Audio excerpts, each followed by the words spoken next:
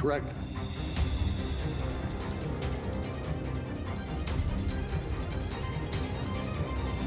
Big problems become big problems when you let small problems sit.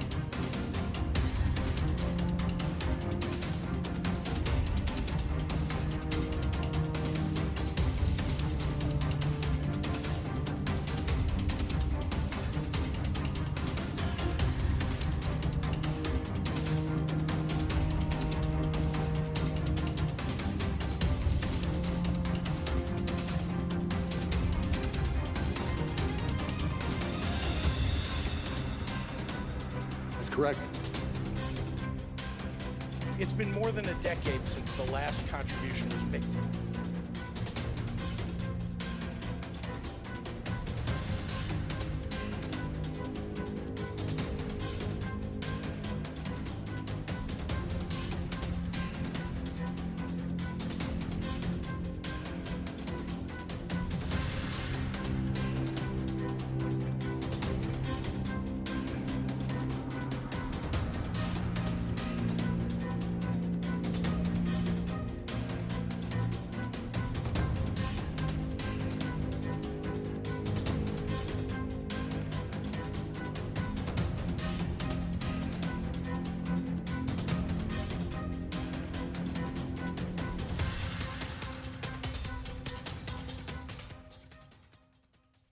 Hey, everybody, how's it going? I think we're ready.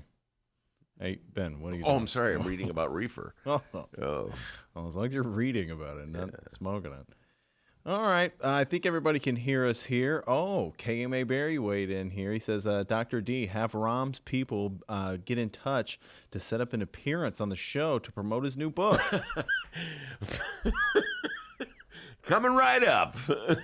Rahm's new book. He said it'd be a great bonus interview. Yeah.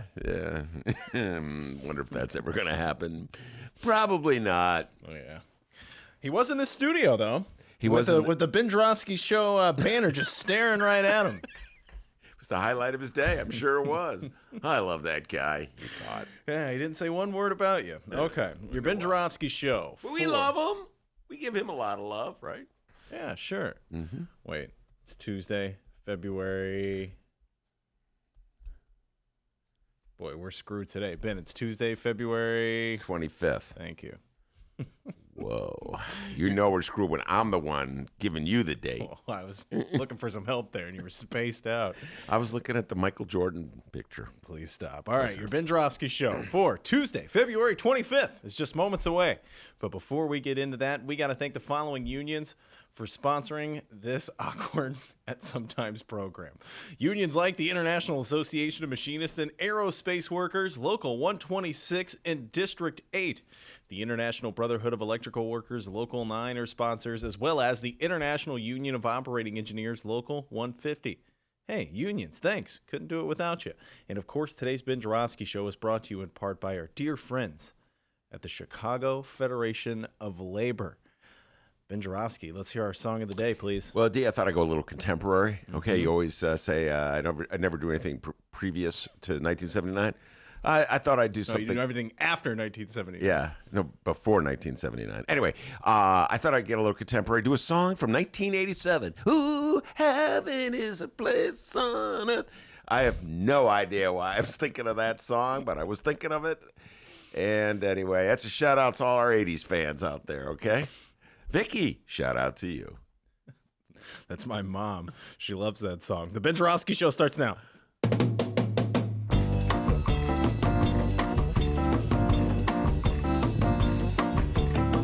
It is Tuesday, February 25th, and live from the Chicago Sun-Times Chicago Reader Studio on Racine Avenue, this is the Ben Joravsky Show.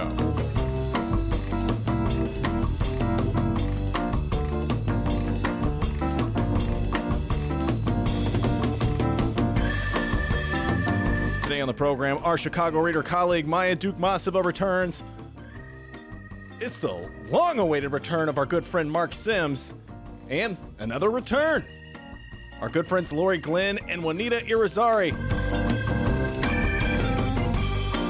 And now your host, making his return, Chicago Reader columnist Ben Joravsky. Hello, everybody. Ben Joravsky here. We're calling this Checkmate Tuesday, and here's why. Great weekend. You have a good weekend, D? Yep, I did. Yeah, I had a great weekend. Guess what I saw? Once Upon a Time in Hollywood. Yeah. Oh, that makes it what? 4. This really is a cry for help, ladies and gentlemen. I saw it was on sale. I bought it. I brought it home, and my wife had to go to do some work, so she left the house. I'm like, I'll just watch a little bit. Next thing you know, I watched the whole thing. I love that movie. Yes, I need help. Anyway, woke up, and what did I discover? A text from our dear friend, Mick Fansler.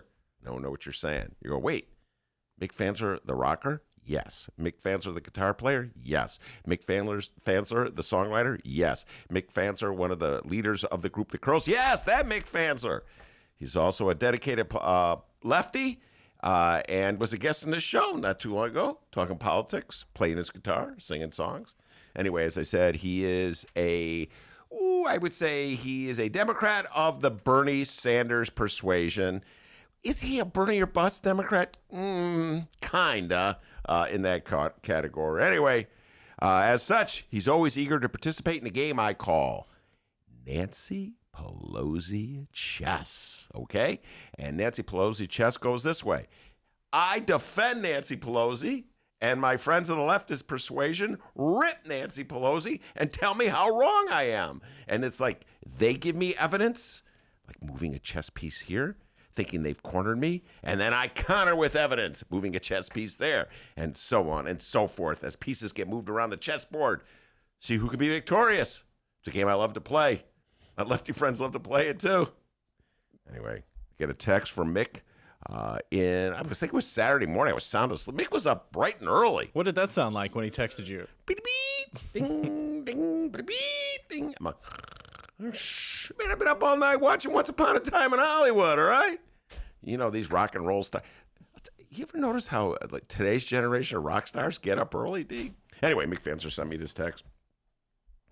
Very interesting article. By the way, he was not the only one. Babs sent me the same. He put it on my Facebook page. Everybody's sending me this thing. I'm just glad you're on that Facebook page and reading the posts that people send. No, so it was this hurt, man. It was an article that appeared, I think, in a newspaper in Dallas. It was talking about a Democratic primary between Jessica Cisneros, a 26-year-old lawyer who's sort of cut from the AOC mold, and she's up against Henry Cuellar, who is a longtime incumbent, who's definitely of the right wing of the Democratic Party. Think of it as Texas' own version of sort of the 3rd congressional district race here in Chicago and Cook County, where Danny Lipinski is defending his seat against Marie Newman, and Lipinski, of course, is a Democrat in name only, and Newman is running at him from the left. She ran at him, of course, 2 years ago. It's a rematch. So it's sort of the same things going on in Texas, where Cisneros is a Bernie Sanders, AOC Democrat. She's the person, if I lived there, I would just, without hesitation, without doubt, vote for her. Happily vote for her. I'm sure Dennis would vote for her. Mick Fansler would vote for her. Babs would vote. I think pretty much almost everybody who listens to this show on a regular basis would vote for her, all right? That said, Nancy Pelosi, D, are you ready for this? Is supporting Cuellar. So, as are the Koch, there's only one Koch brother left. As the Koch brothers. So this guy Cuellar is what? He is pro-gun. He is pro trade deals. He is what else? He's votes with Trump many, many times. He's really on the far right end of the Democratic Party. He's so far on the right end of the Democratic Party that he's in danger of falling off, and yet Nancy Pelosi endorses him. So Mick Fansler sent me the article, and he said, sorry to say it, Ben, Nancy Pelosi sucks. And so if you think of the chess game, this is what I wait to see. This is first thing I see after being up all hours of the night watching Once Upon a Time in Hollywood for the 4th time. Did I ever say that? Anyway, so he's really happy. I've moved my rook. I don't even know chess that well. And now your queen is cornered. You're about to lose, Ben. And what did I counter with thee? I'll tell you what I countered with. By chance, I happened to hear AOC herself on The View. I think it was a couple days ago. You got that clip ready to play, young man? I think there's a lot of incentive to blow up disagreements in the party as like huge fights, because I think it's important for us all to recognize, and we do this in our rallies, to recognize the people who have been in this fight to allow us to have this window as we do right now. You know, Nancy Pelosi, that's Mama Bear of the Democratic Party. You know, and that's Mama Bear, the Democratic Party. You hear that, Mick Fansler? You hear that, Bab? Uh-oh, D. That's me maneuvering my chess pieces around. They're cornered. I know they're going to counter, but here's the reality. The reality is this. Nancy Pelosi is not the leader of the Benny J faction of the Democratic Party. She's not the leader of the Mick Fansler faction of the Democratic Party. She's not the leader of the Babs faction of the Democratic Party. She's far to the right of where I would like her to be, but the reality is this. She's holding together a very diverse coalition of Democrats representing all different kinds of constituencies, all different kinds of districts in the age of Trump. I think she's doing a hell of a job on that front. I cannot thank her enough for holding the Democrats together during this difficult time. And apparently, AOC agrees with me. How about that? AOC agrees with me. Now, AOC, by the way, is down in Texas campaigning for Jessica Cisneros. And I'll tell you this. If Cisneros defeats Cuellar, guess what? Mama Bear will welcome her into the fold. We got a great show today, everybody. Oh, yes, indeed. My Dukmasova will be in here in about 20 minutes. Got a lot to talk about with her. A lot of local issues with Maya. We'll also talk about the debate. Debates tonight. Oh, my goodness. This is Bloomberg's great stand, D. Mike Bloomberg's got to prove to the world that he's not as incompetent as he appeared last week. Can he do it?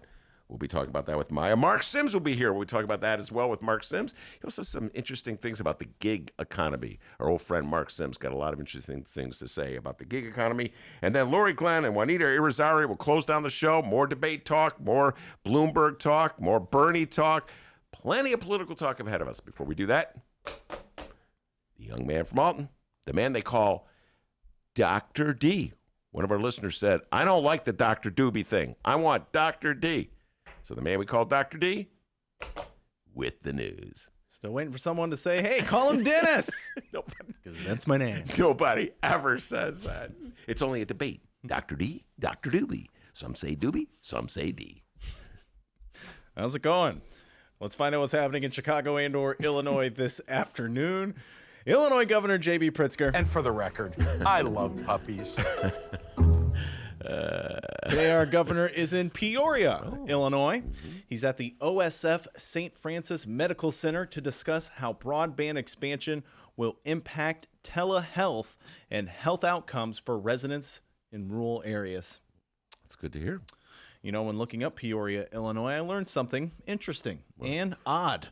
Ben Joravsky, did you know that in Peoria, Illinois, that it is against the law to have a basketball hoop installed in your driveway? I did not know that. It's true. I don't believe that. The senior urban planner for the city of Peoria claims that it is part of a zoning ordinance that regulates how residents can use their front yards. The ordinance says the 25 yards in front of a home cannot include any accessory structure, nothing other than your driveway. says the planner. A freestanding basketball hoop is an accessory. It's sort of okay if the hoop is fastened to an attached garage because the garage is considered part of the house. It's a fine line. Fascinating story. You know, I used to do a lot of zoning stories back in the day. If I was a reporter in Pure, I'd be all over that one. I like zoning stories. I did a ton of them. Oh, here's another article from Basketball Hoop Guy. Okay. I did a couple stories, by the way. You should say this just briefly. We do those dives where we go back in the portal, the time portal, look at old columns I wrote. I did several stories in the 90s. Mayor Daley and the Park District were taking down basketball hoops throughout the city. The notion was that somehow or other basketball hoops were attracting a bad crowd to parks, etc. So if you got rid of the basketball hoops, you get rid of the bad crowd. Oh, that's a roundabout way for saying something, isn't it? Yeah. Welcome to Chicago in the Daley years. Not much different than the Rahm years. Anyway, so I did many stories in that. The urban planner says the city of 115,000 is not anti-basketball. It's just that the ordinance says the hoops have to be in the backyard. Okay. If homeowners don't comply, they can be fined up to $500 per day. Wow. They're in violation of the ordinance, right? $500 a day? Oh, yeah. They don't play in Peoria. You learn something new every day, everybody. Oh, man. Wow. All right, moving on. No public events scheduled for our Chicago Mayor Laurie Lightfoot, which is perfect because over the weekend, our former Chicago mayor appeared on national television again. Thank you, Chicago, for this humbling victory. All I can say, you sure know how to make a guy feel at home. Yeah! It's Rahm Emanuel, the lead antagonist in Ben Joravsky reader columns for damn near a decade. Yeah, almost. Yeah, pretty much from about 2011 to 2019. After Bernie Sanders' big win in Nevada, our former mind-numbingly moderate mayor played political pundit for the weekend when he stopped by ABC's Gathering of Frightened Boomers, also known as ABC's This Week with George Stephanopoulos. Is that I called it the George Stephanopoulos show. ABC's This Week with George Stephanopoulos. It's like Kenny Davis show. I always called it the Kenny Davis show. Oh, well. And just like every other time, Rahm's best friend, Chris Christie, was there. Also present, frightened boomer Republican strategist Sarah Fagan was there as well.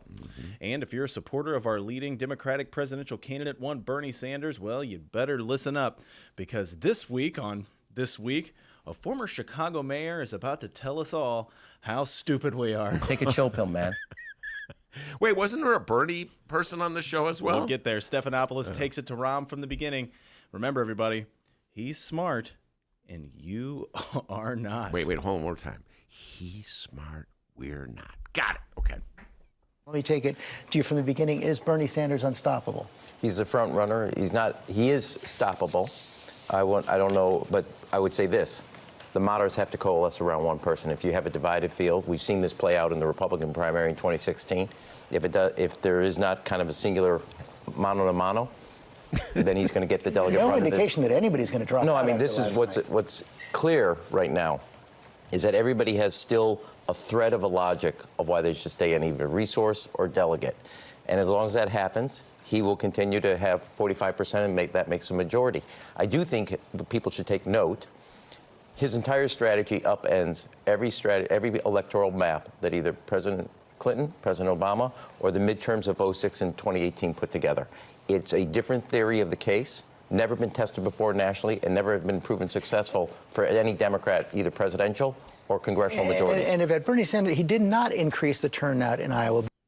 I like Stephanopoulos, pretending as though he's really neutral in this and just thinking about what Rahm says, even though he and Rahm are cut from the same freaking cloth. They worked together back in 1992 in the Clinton campaign. By the way, there's a documentary about that. I urge everybody. What's it called? Backroom or something? I can't remember. Anyway, Rahm Emanuel. Well, I think that that advice falls in the category of duh. I actually agree with Rahm on this. We've been saying this in the show for a long time. Moderates. I urge all moderates out there. Look to me if you want a moderate, or what plays as a moderate in the Democratic Party, which is an interesting concept in this day and age. To me, it seems obvious that you should all rally around Michael Bloomberg. Now, Michael Bloomberg, you say, I can hear, is not really a Democrat. True. He's not much of a moderate. That's true. He's more like well, again, he's like a Mitt Romney Republican, which is exactly what Rahm Emanuel is. So that constitutes more or less the moderate wing of the Democratic Party. And the reason I say Joe Biden supporters should switch to Bloomberg, or Pete Buttigieg supporters like Dennis should switch. Wait, what? Just make sure you're listening. He doesn't really support Buttigieg. Should switch to Bloomberg because Bloomberg has a ton of money. And so if you're going to run a moderate who not only does not inspire the base of the Democratic to come out to vote, but actually turns off many members in the base of the Democratic Party, so you'd probably see a declining turnout of Democratic voters. If that's the person that you think should lead the Democrats against Trump, then you should go with the richest person in that group, because he, in this case he, Bloomberg, has the money to try to offset the loss of support he's going to face, because he will face a loss of support. Guaranteed. Democrats of, let's say, the Mick Fansler persuasion, or the Babs persuasion, or even the Dr. D persuasion, Maya too, I'll bet, will have a very difficult time voting for a Democratic candidate named Michael Bloomberg. It's a reality. I know lefties. I'm around them all the time. I talk to them all the time. Okay, Rahm? You may want to browbeat them into voting for a Bloomberg. You may want to make fun of them for not voting for a Bloomberg. We may want to call them losers, because that's what's kind of embedded in what you're saying. But the reality is they're not going to do it. They're not going to do it the same numbers. They'll come out for Bernie. So that's why I say to centrists, I think Rahm's right. Centrists have to unite around one candidate, and the logical candidate to unite around is the one who's least representative of the Democratic Party, and that's Michael Bloomberg, who is basically a moderate Republican. But I got to agree, Rahm's absolutely correct on that one. All right, Rahm's right. We'll see if that theme continues throughout as we play these clips here. As Ben mentioned, yes, they did invite one Bernie Sanders supporter to the panel to defend the man, politician Yvette Simpson. But Ben, the centrist force was just too strong. He does have the momentum. He is the front runner. I believe he will go into the convention with the most delegates. I think the biggest challenge is the establishment continuing to fight at him instead of saying, look, he's our front runner. Bernie Sanders is not a Democrat. 15 times he's been on the ballot in Vermont, and not one time did he put his name forward on the Democratic nomination. I don't understand why Democrats feel compelled to hand-wring around their convention rules around a person who is not a member of their party. He's a democratic socialist. We have to continue to say that. So he is not one who believes that... No, we don't have to continue to say that. You should say that, because it's the truth, right? He's not... Democratic socialism is different. Martin Luther King was a democratic socialist. Nelson Mandela was a democratic socialist. He believes in democracy, but believes that the economy should be looked at from a different perspective. Nice try, Bernie lover. All right, this is funny. The other woman, what's her name? Sarah, a Republican, very concerned about the purity of the Democratic Party. Let me just point out, Sarah, the person that you Republicans love these days, Donald Trump, was not a Republican throughout most of the 90s. He was back and forth. Sometimes he supported Democrats, sometimes he supported... In fact, here's where is Rahm? Mr. Rahm is full of wisdom, D, when it comes to attacking the vulnerabilities of Bernie Sanders. How come he didn't stand up to defend Donald Trump there? Donald Trump gave $50,000 to Rahm's reelection campaign back in 2010, or his election campaign, contributed $50,000. I'm sure it had absolutely nothing to do with the fact that Donald Trump was building a huge tower on the banks of the Chicago River. D, don't even suggest that. That's too cynical, okay? I'm sure it was just he really respected Rahm, loved Rahm. By the way, Donald Trump hired Ed Burkett, his property tax lawyer, who was one of the leaders of the Democratic Party. D, I'm sure it had now stop being so cynical. It had nothing to do with the fact that he wanted to put that big sign up there in violation of all ethics and taste. By the way, do you notice how Rahm looked the other way when he put the sign up? Oh, then when the sign's up, I'm shocked, I'm outraged. But I don't think he returned the $50,000 that Trump gave him. So it's interesting. Donald Trump is not exactly a pure Republican, and yet Republicans, they pledge allegiance to him. Here, Sarah's got to go, oh, Master Trump, oh, Master Trump. They're afraid to say anything negative about him. And Chris Christie, that we haven't talked about Chris Christie. He's sitting up there. Do you have any Chris Christie tapes you're going to play, D? We've got a few clips. Yeah, Chris Christie is so afraid of alienating Trump. He ran against Trump in 2016. In fact, I remember some of the Republicans saying, when it was Cruz, Rubio, pointing out that Donald Trump was not always a Republican. So it's interesting. Democrats are not supposed to vote for Bernie because he adds socialist to the Democratic name, but it's okay for Republicans to vote for Donald Trump, even though he was a Democrat in many cases. And by the way, Mike Bloomberg is not exactly the epitome of a Democrat. Michael Bloomberg supported George Bush. Michael Bloomberg ran as a Republican in New York. Michael Bloomberg couldn't even bring himself to support Barack Obama in 2008. So it's interesting how standards, when it comes to Bernie Sanders, are upheld. He is not a real Democrat. But it's okay. Oh, Bloomberg. That's why we have racers on pencils. People change their minds. Hey, remember that time Mayor Rahm rode his bike around Lake Michigan? I just biked around Lake Michigan. How many miles was it? Nearly 1,000 miles. Oh, and what you talk about? Healthcare. Oh, God, Mayor Rahm, you're a piece of work. You're a real piece of work. Here's one point, and this is a classic why somebody's better figure this out. Okay. You're in Nevada. Okay. The site of one of the worst mass shootings in American history. Just 2 years ago. It's not that far in the rearview mirror. Bernie Sanders' records on guns is horrendous. From assault weapons to litigation against gun manufacturers. Not one person on that stage had the gumption or the wherewithal to say... Well, Biden mentioned in kind of a throwaway line. Literally a throwaway line with that many people dead.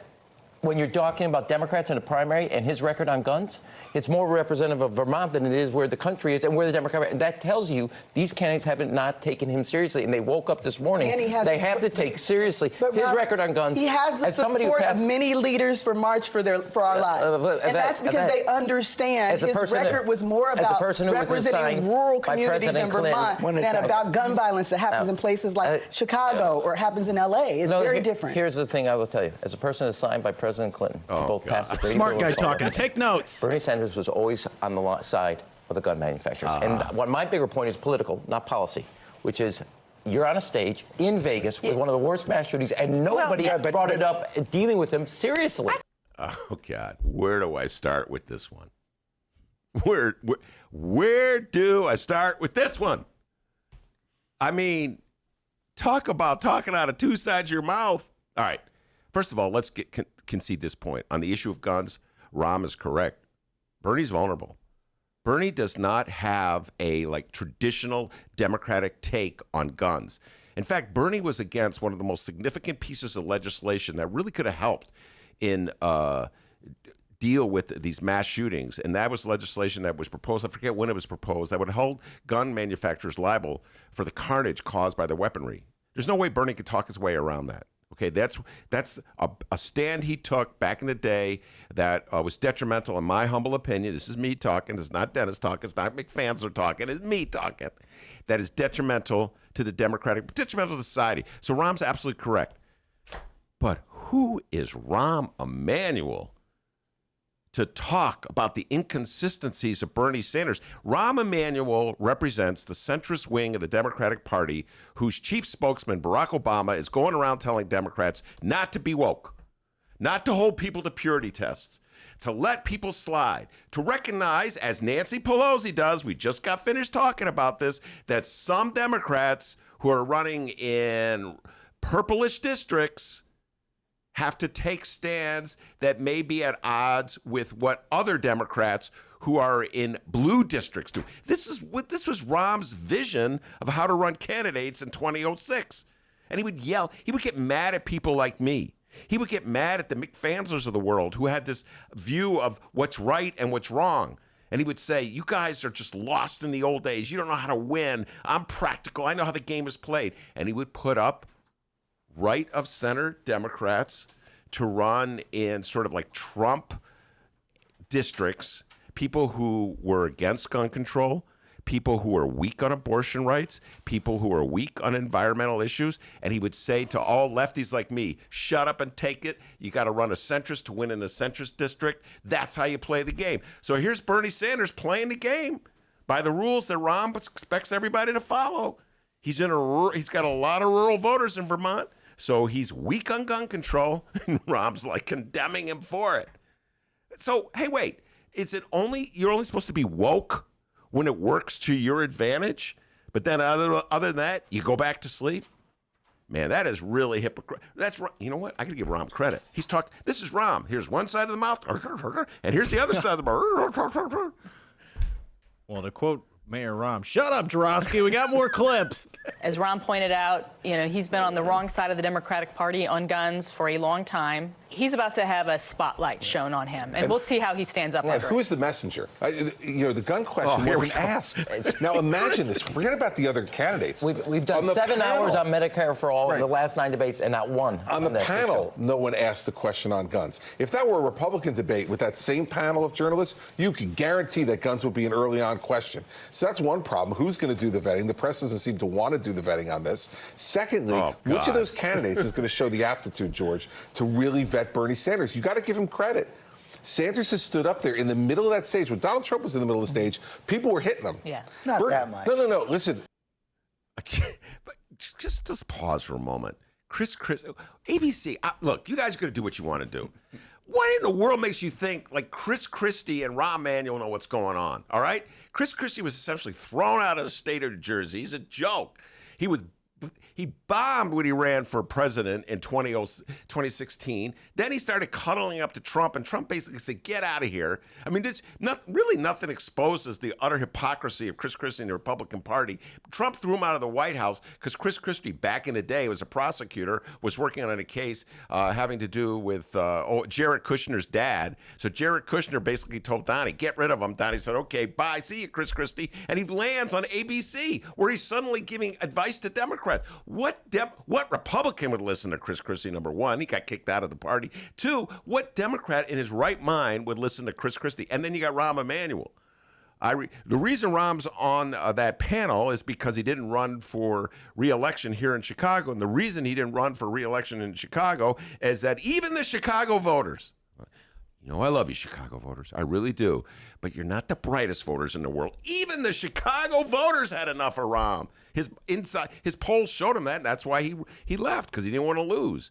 And now you got Lori Lightfoot, who's our mayor, who I think is infinitely better than Rahm, going around trashing Rahm, more or less all the time. So, why would anyone take advice from Rahm? And by the way, this thing about no Democrat being hard on guns, if you recall, Rahm, back in the Obama days, he didn't want to hear about guns.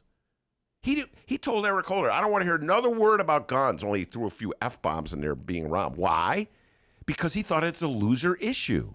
Why? Because he thought they would lose swing districts. Rahm is the king of not taking a tough stand because he's afraid about losing a swing district. That's the Rahm, Axelrod, Obama view of the Democratic Party. And so for him to say, you should have criticized him on guns. I mean, yes, if you have a legitimate policy issue with Bernie Sanders, you should point out. Absolutely. You should point that out. But it's almost painful to listen to Rahm going on and on about guns when he had an opportunity to take a strong stand. During the Obama years, he was urging the Democrats to back off because he was afraid of losing swing voters. But he rode his bike all along Lake Michigan. I just biked around Lake Michigan. Oh, there is that. Wait, how many miles?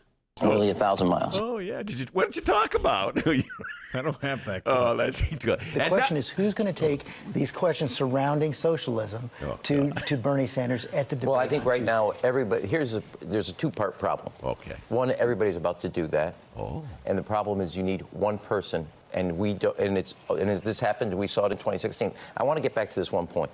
What? The coalition that President Clinton and President Obama put together, a coalition for congressional majorities in both 2006 and 2018, is totally different from anything Bernie Sanders is talking about.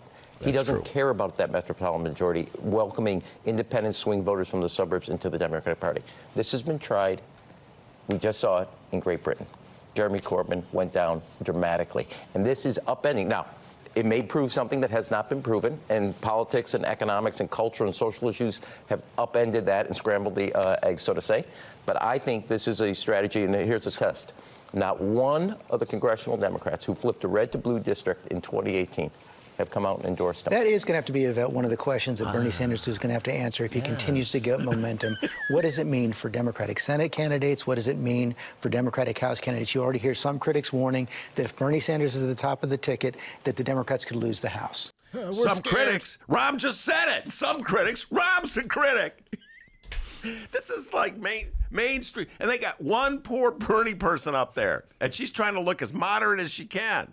This is the one. They got Rahm. They got three Republicans, really, because Rahm, let's face it, is a Romney Republican. You got three Republicans, Stephanopoulos, who's, like sort of like a Hillary Clinton / Romney Democrat. And then you got the poor Simpson Bernie Sanders supporter was really trying to sound as moderate as she can, totally outnumbered, and everybody gets a chance to talk, right? So there's 4 moderate voices or 4 Republican voices that's our mainstream media, ladies and gentlemen. Thank you for the content, ABC. We saw an amazing historic election in 2018, brought on in part by hatred for Trump, but also by the fact that now the new American majority is representing us and they want to run for office, for offices like the House and the Senate. And I think Bernie building a multiracial coalition, multi-generational coalition is what we need for the future of our party. People were thinking about previous races. Trump showed us that people were voting a little bit differently. Even Barack Obama's race, people were coming out who don't traditionally come out. We can engage those people. And I think I've told Rahm this. I will tell the entire Democratic establishment, whoever the nominee is, if it's Bernie Sanders, people need to get their folks to show up. Well, and we're not there yet. First of all, here's the one thing. But here what I would say is, take Illinois, which is now solidly blue, but just 10 years ago it wasn't. That threw you out of Chicago, that Illinois? 3 congressional members of Congress in the suburbs, Schaumburg, Naperville, out in McHenry County.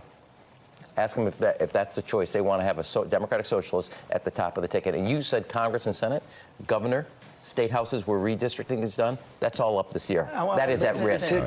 Okay, so much to unpack again. I just want to point this out, McHenry County. These are areas, when Rahm's alluding to these suburban areas, in reality, many of them, Bernie outdid Hillary Clinton in 2016.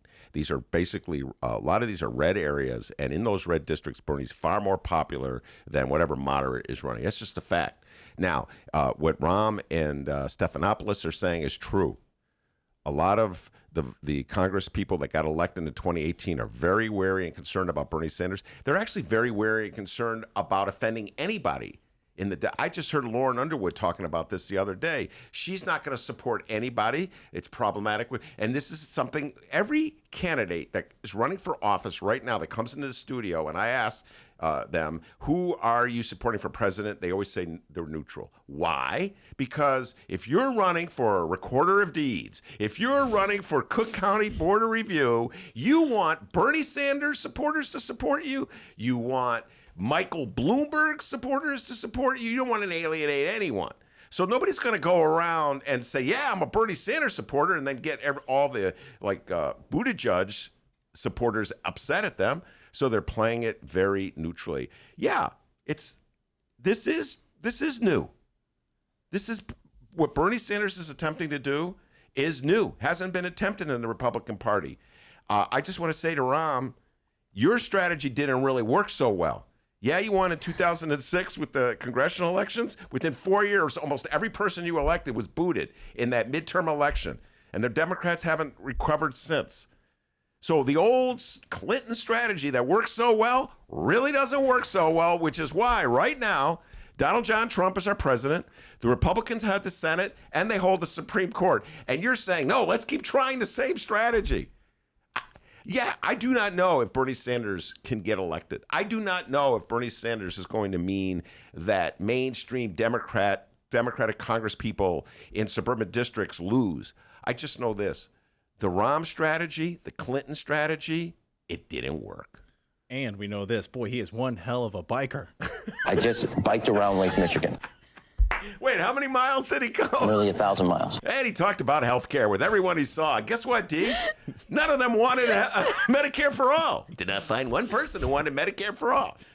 Most people saw Rahm come in the restaurant and right out the back door. Oh, no, there's that weirdo from Illinois. All right, we're going to park it right there. We got more clips from that frightened boomer party that happened on Sunday at ABC's scared. This Week with George Stephanopoulos. Hey, Stephanopoulos, let some other lefty in there. Poor Yvette Simpson. She's surrounded by right-wingers. We're going to play more of that a little later on. Maya Dukmasova is with us, and we're going to be talking backroom deals and so much more. It's the Ben Joravsky Show, live from the Chicago Sun-Times.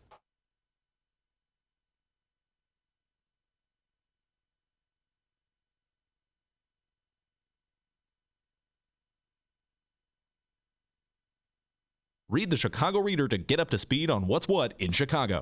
Culture, food, arts and entertainment, weekly concert listings, weekly event listings, the environment, travel. I can continue, but you get the point. And for all of you Chicago political junkies, raw weekly columns on real city politics from Maya Dukmasova and our very own Ben Joravsky. The Chicago Reader, free to the public in newsstands throughout the city and online at chicagoreader.com. Read it now and be a more informed Chicagoan.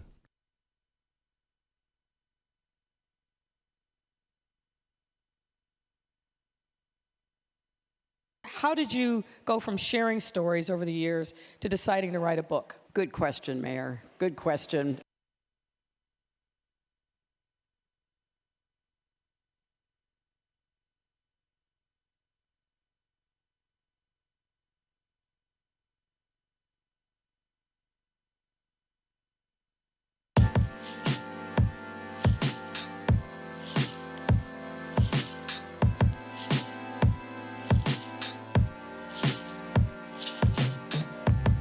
Hey, welcome back to the Ben Joravsky Show, live from the Chicago Sun-Times. Maya's in the studio. Maya, that Dr. D was hilarious. Bleak Boomer Party on the George Stephanopoulos show, and it's so true. And I've got mixed feelings about my beloved boomers. But the boomer persuasion. People of the boomer persuasion. They're so scared.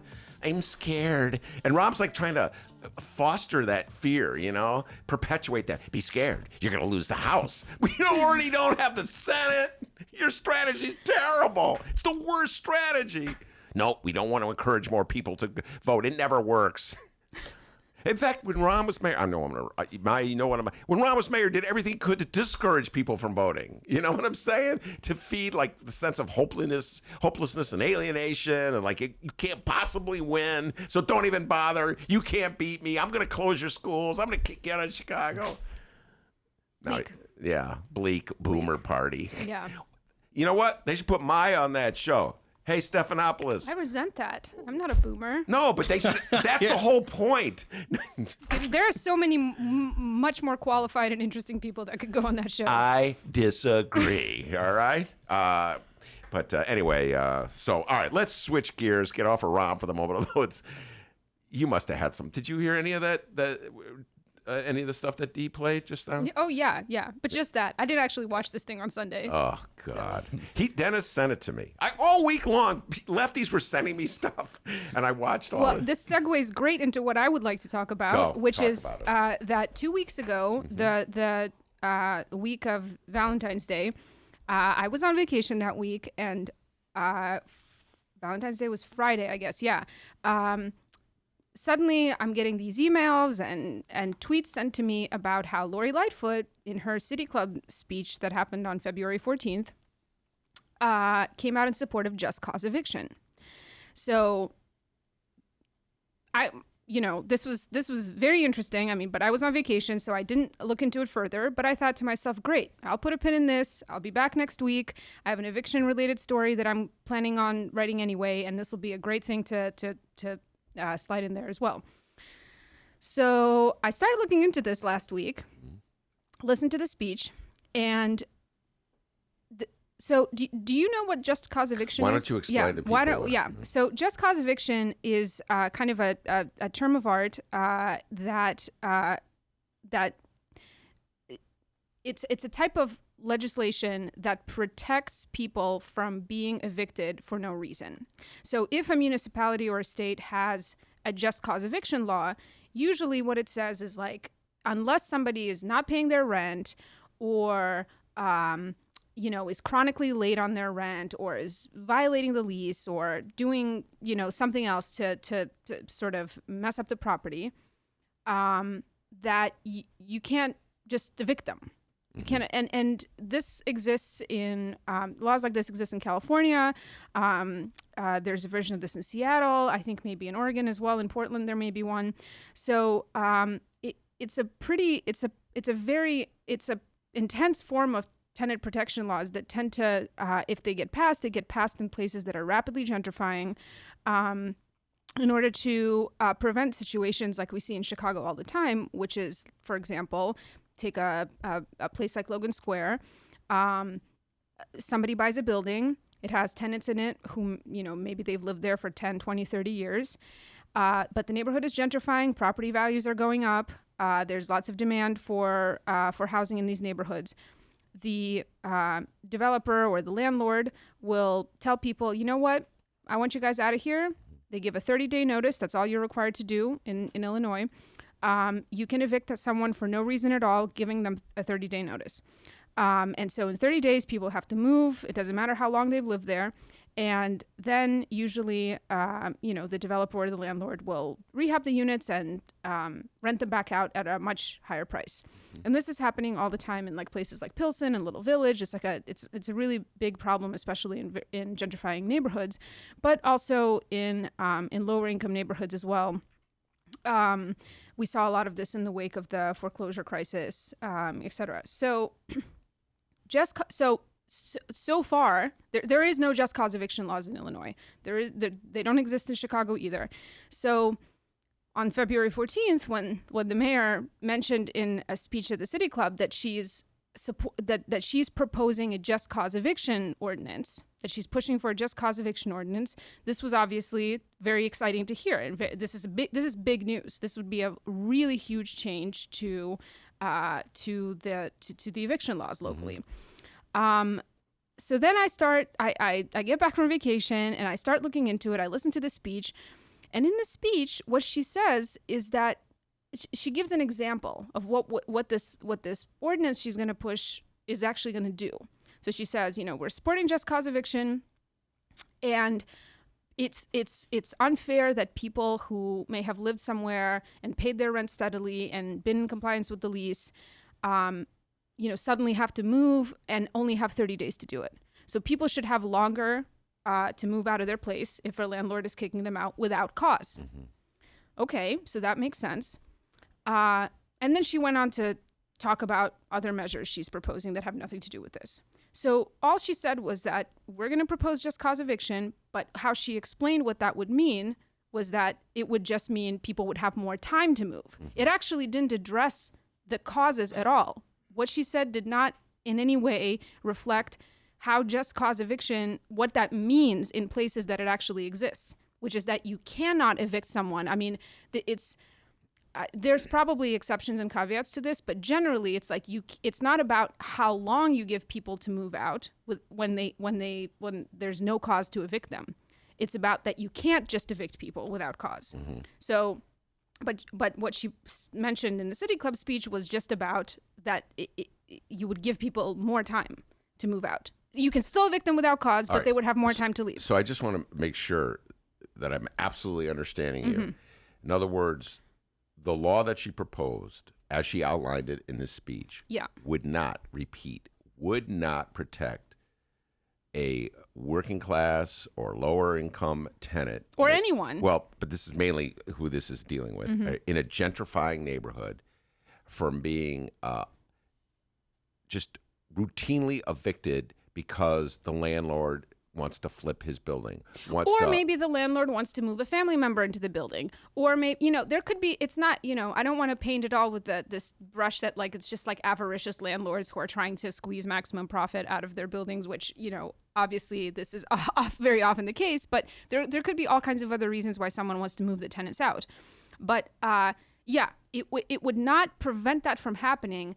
But what she said was just that it would give people more time to leave if somebody was getting kicked out without cause. All right.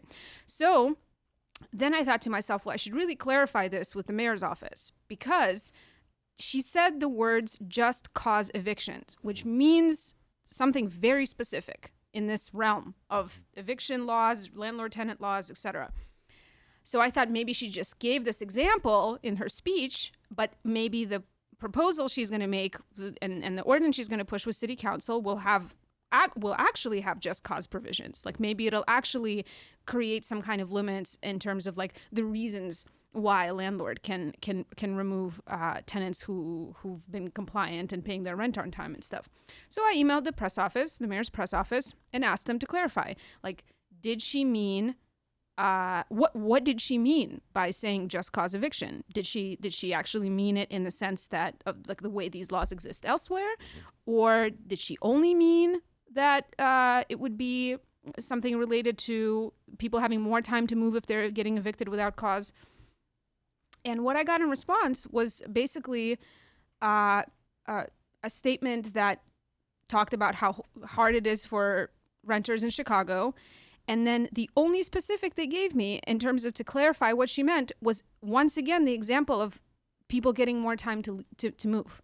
And they didn't even say like, oh, we're going to do 60 days instead of 30 or 90 days instead of 30.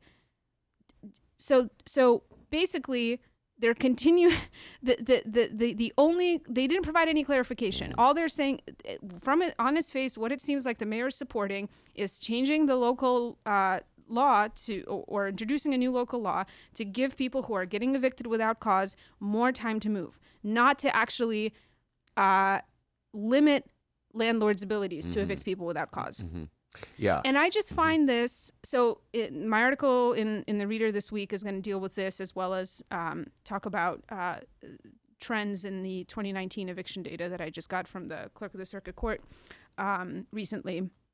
But I just find it interesting that she would use this phrase, just cause eviction, because it feels, so this phrase for people in the real estate industry and in the kind of real estate lobby, whatever, Chicagoland Apartment Association, the realtors, this is like a dog whistle, essentially. Like, this is going to send all those people into like a wild frenzy, freaking out that their ability to evict is going to be infringed upon, right? Yeah. But on the other hand, I imagine that if one of those people calls the mayor's office and says, what is this I'm hearing about just cause eviction? The mayor's office can then say, oh, no, like, we're not changing anything about the causes that you can evict for. We're just saying we need to, give people more time. And look, even this issue of more time, like, the real estate lobby will put up a fight against it for sure. Like, they don't want people to have 31 days instead of 30. They don't want people to have 60 days, obviously. Like, they're going to see this as an affront to their property rights. So it's going to be hard either way. And I'm not at all trying to suggest that it's like a bad idea to give people more time to move. Like, reporting on this issue all the time, like 30 days is not enough to move, and especially not if you've lived somewhere for decades. So it's definitely like amazing to see the mayor care about this issue and propose this idea. But I'm baffled by the fact that she decided to use the phrase when she didn't actually appear to mean that that she's pushing for a law to change the reasons why you can evict someone. Because it just seems like you're talking out of both sides of your mouth. You want to say this thing that's like a progressive buzzword, but that's also quite politically costly because it's going to have fallout on the other side of the political spectrum with the real estate people. But like, I don't know. It's hard for me to wrap my head around this, but but like, words means things, And I don't know. I find it strange and irritating that she now gets to, that she's going around saying she's supporting just cause eviction, but like actually the fine print doesn't seem to be anything like that. It's a good thing, but it's a different thing. It's not just cause eviction. There's a lot to unpack with what you just said. Interesting. Listen, if you view the world the way Laurie Lightfoot, as mayor of the city of Chicago, does, you have competing interests at all the time. So you have the renters movement, which is looking for protection against gentrification, and then you have the real estate community that is looking to maximize its profits at all and protect their interests. Okay. And she's in the middle as she sees it. She did not really win as being you know this better than anybody, as being a champion of the anti-gentrification crowd, the real estate, the tenants crowd. And she did not win by championing the interest of real estate. She was right down the middle. She ran as a reformer. And now it looks as though, from what you're saying, Maya, it's classic. She's playing it down the middle. And so eventually the debate could come down with tenants' rights people being mad at her because she is not really proposing a just cause eviction bill. And the real estate lobby being upset at her because They don't want to see any caps on the number of days, or they don't want to expand the amount of time that that the tenants have in a building before they're evicted. And so she could say, well, I got both sides mad at me. I must be doing something, or I could read the editorials right now. Yeah, and I mean, to be fair, I think that like there is nothing she could say on this issue, and no kind of tenant protection she could propose that wouldn't create backlash from the real estate people. Like, there's just no kind of progressive push she could make. It's an unwinnable situation with them. They're going to be against any steps to give tenants more protection, whether it's time, whether it's the reason why you're evicting them. Like, their stance is going to be in opposition to that no matter what. Yeah. So she can't win with them. Mm-hmm. But why do you have to say that something is? Like, why do you have to make it seem like more than what it is? Like, why do you have to use this phrase to describe what you're proposing, which is a good proposal, which is like a good kind of conscientious and progressive idea? But why do you have to slap this label on it that means something different? Like, just to like make it sound more progressive than it actually is. That's exactly why she's doing it. Now, one of the things. And I mean, she got a lot of positive press about it. And I guess like nobody bothered to actually look into what just cause eviction means. Mm-hmm. I don't know. But like that, I was shocked. I was shocked when people were sending me those emails and tweets about it, because I was like, what? Now, Lori Lightfoot, who's like not even for any kind of rent regulation, is supporting just cause eviction now? Well, sure enough, like that's not what she's saying. Yeah. Well, my friends of the centrist persuasion are always telling me, Ben, it's how you message something. They always tell me this. It's how you message something. So when they criticize Bernie, for instance, on Medicare for All, they go, it's all about the messaging. And so if you're telling people you're going to take away the private insurance, they're not going to be for you, they're going to be against you. So you have to message it in a certain way. Mm-hmm. And it looks like this is a messaging thing. Yeah. So you just take the words of the tenants movement, apply it to your bill, even if it doesn't apply, and you say, voila, I'm championing the tenants. Now, one of the things I noticed about you is that you had communication to Lori Lightfoot's housing circle. I know this because we had one of our first Tuesday shows you brought on housing, and I was really impressed. Wow, Mick and I never had that back in the day. How are you having conversations, just private conversations with people in the Lightfoot administration who are explaining to you what she's up to? Ben, I'm not going to tell you about my private communications with people in like vaguely, No, I mean, look, I went through the most like straight and narrow, regular channels to try to clarify this. I just reached out to her press office. I got, it took like a whatever, within 48 hours they got back to me. So it was last Thursday that I reached out to them, and that was the day of the poverty summit that she was hosting. Mm-hmm.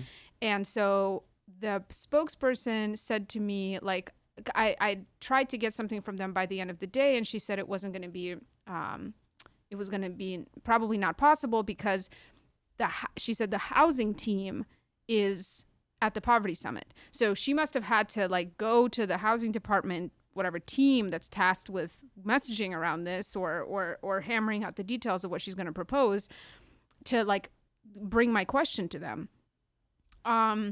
So I don't know. Like, I don't even know if Lori Lightfoot herself knows what she's saying when she's saying just cause eviction. That's like another. Yeah. It's quite possible that no one has explained to her like that what she's saying means a very specific thing. Yes. That like this is a term of art that means that this is like, to a person like me listening, this is a huge deal. Mm-hmm. that she's saying that she's for just cause eviction. And then it's like, well, wait a second. This isn't actually. She's not describing that at all. She's describing something different.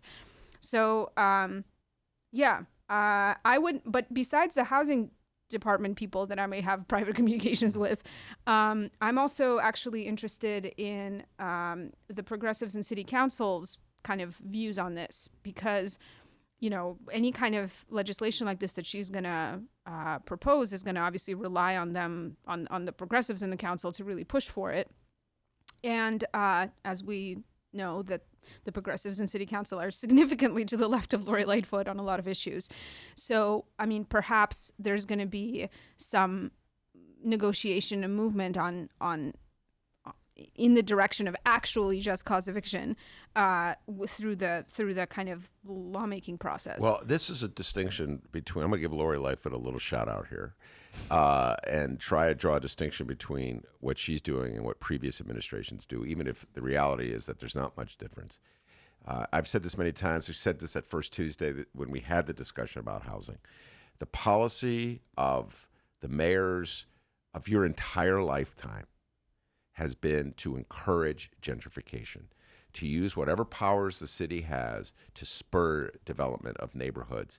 And when you develop neighborhoods this way, when you bring in upscale developments into neighborhoods, you make them less affordable, you move people out. That's a reality. That's what's been happening in the city of Chicago on a systematic, steady basis for 40 years. And it was the policy of Daley and it was the policy of Rahm. And they never thought of this as a problem.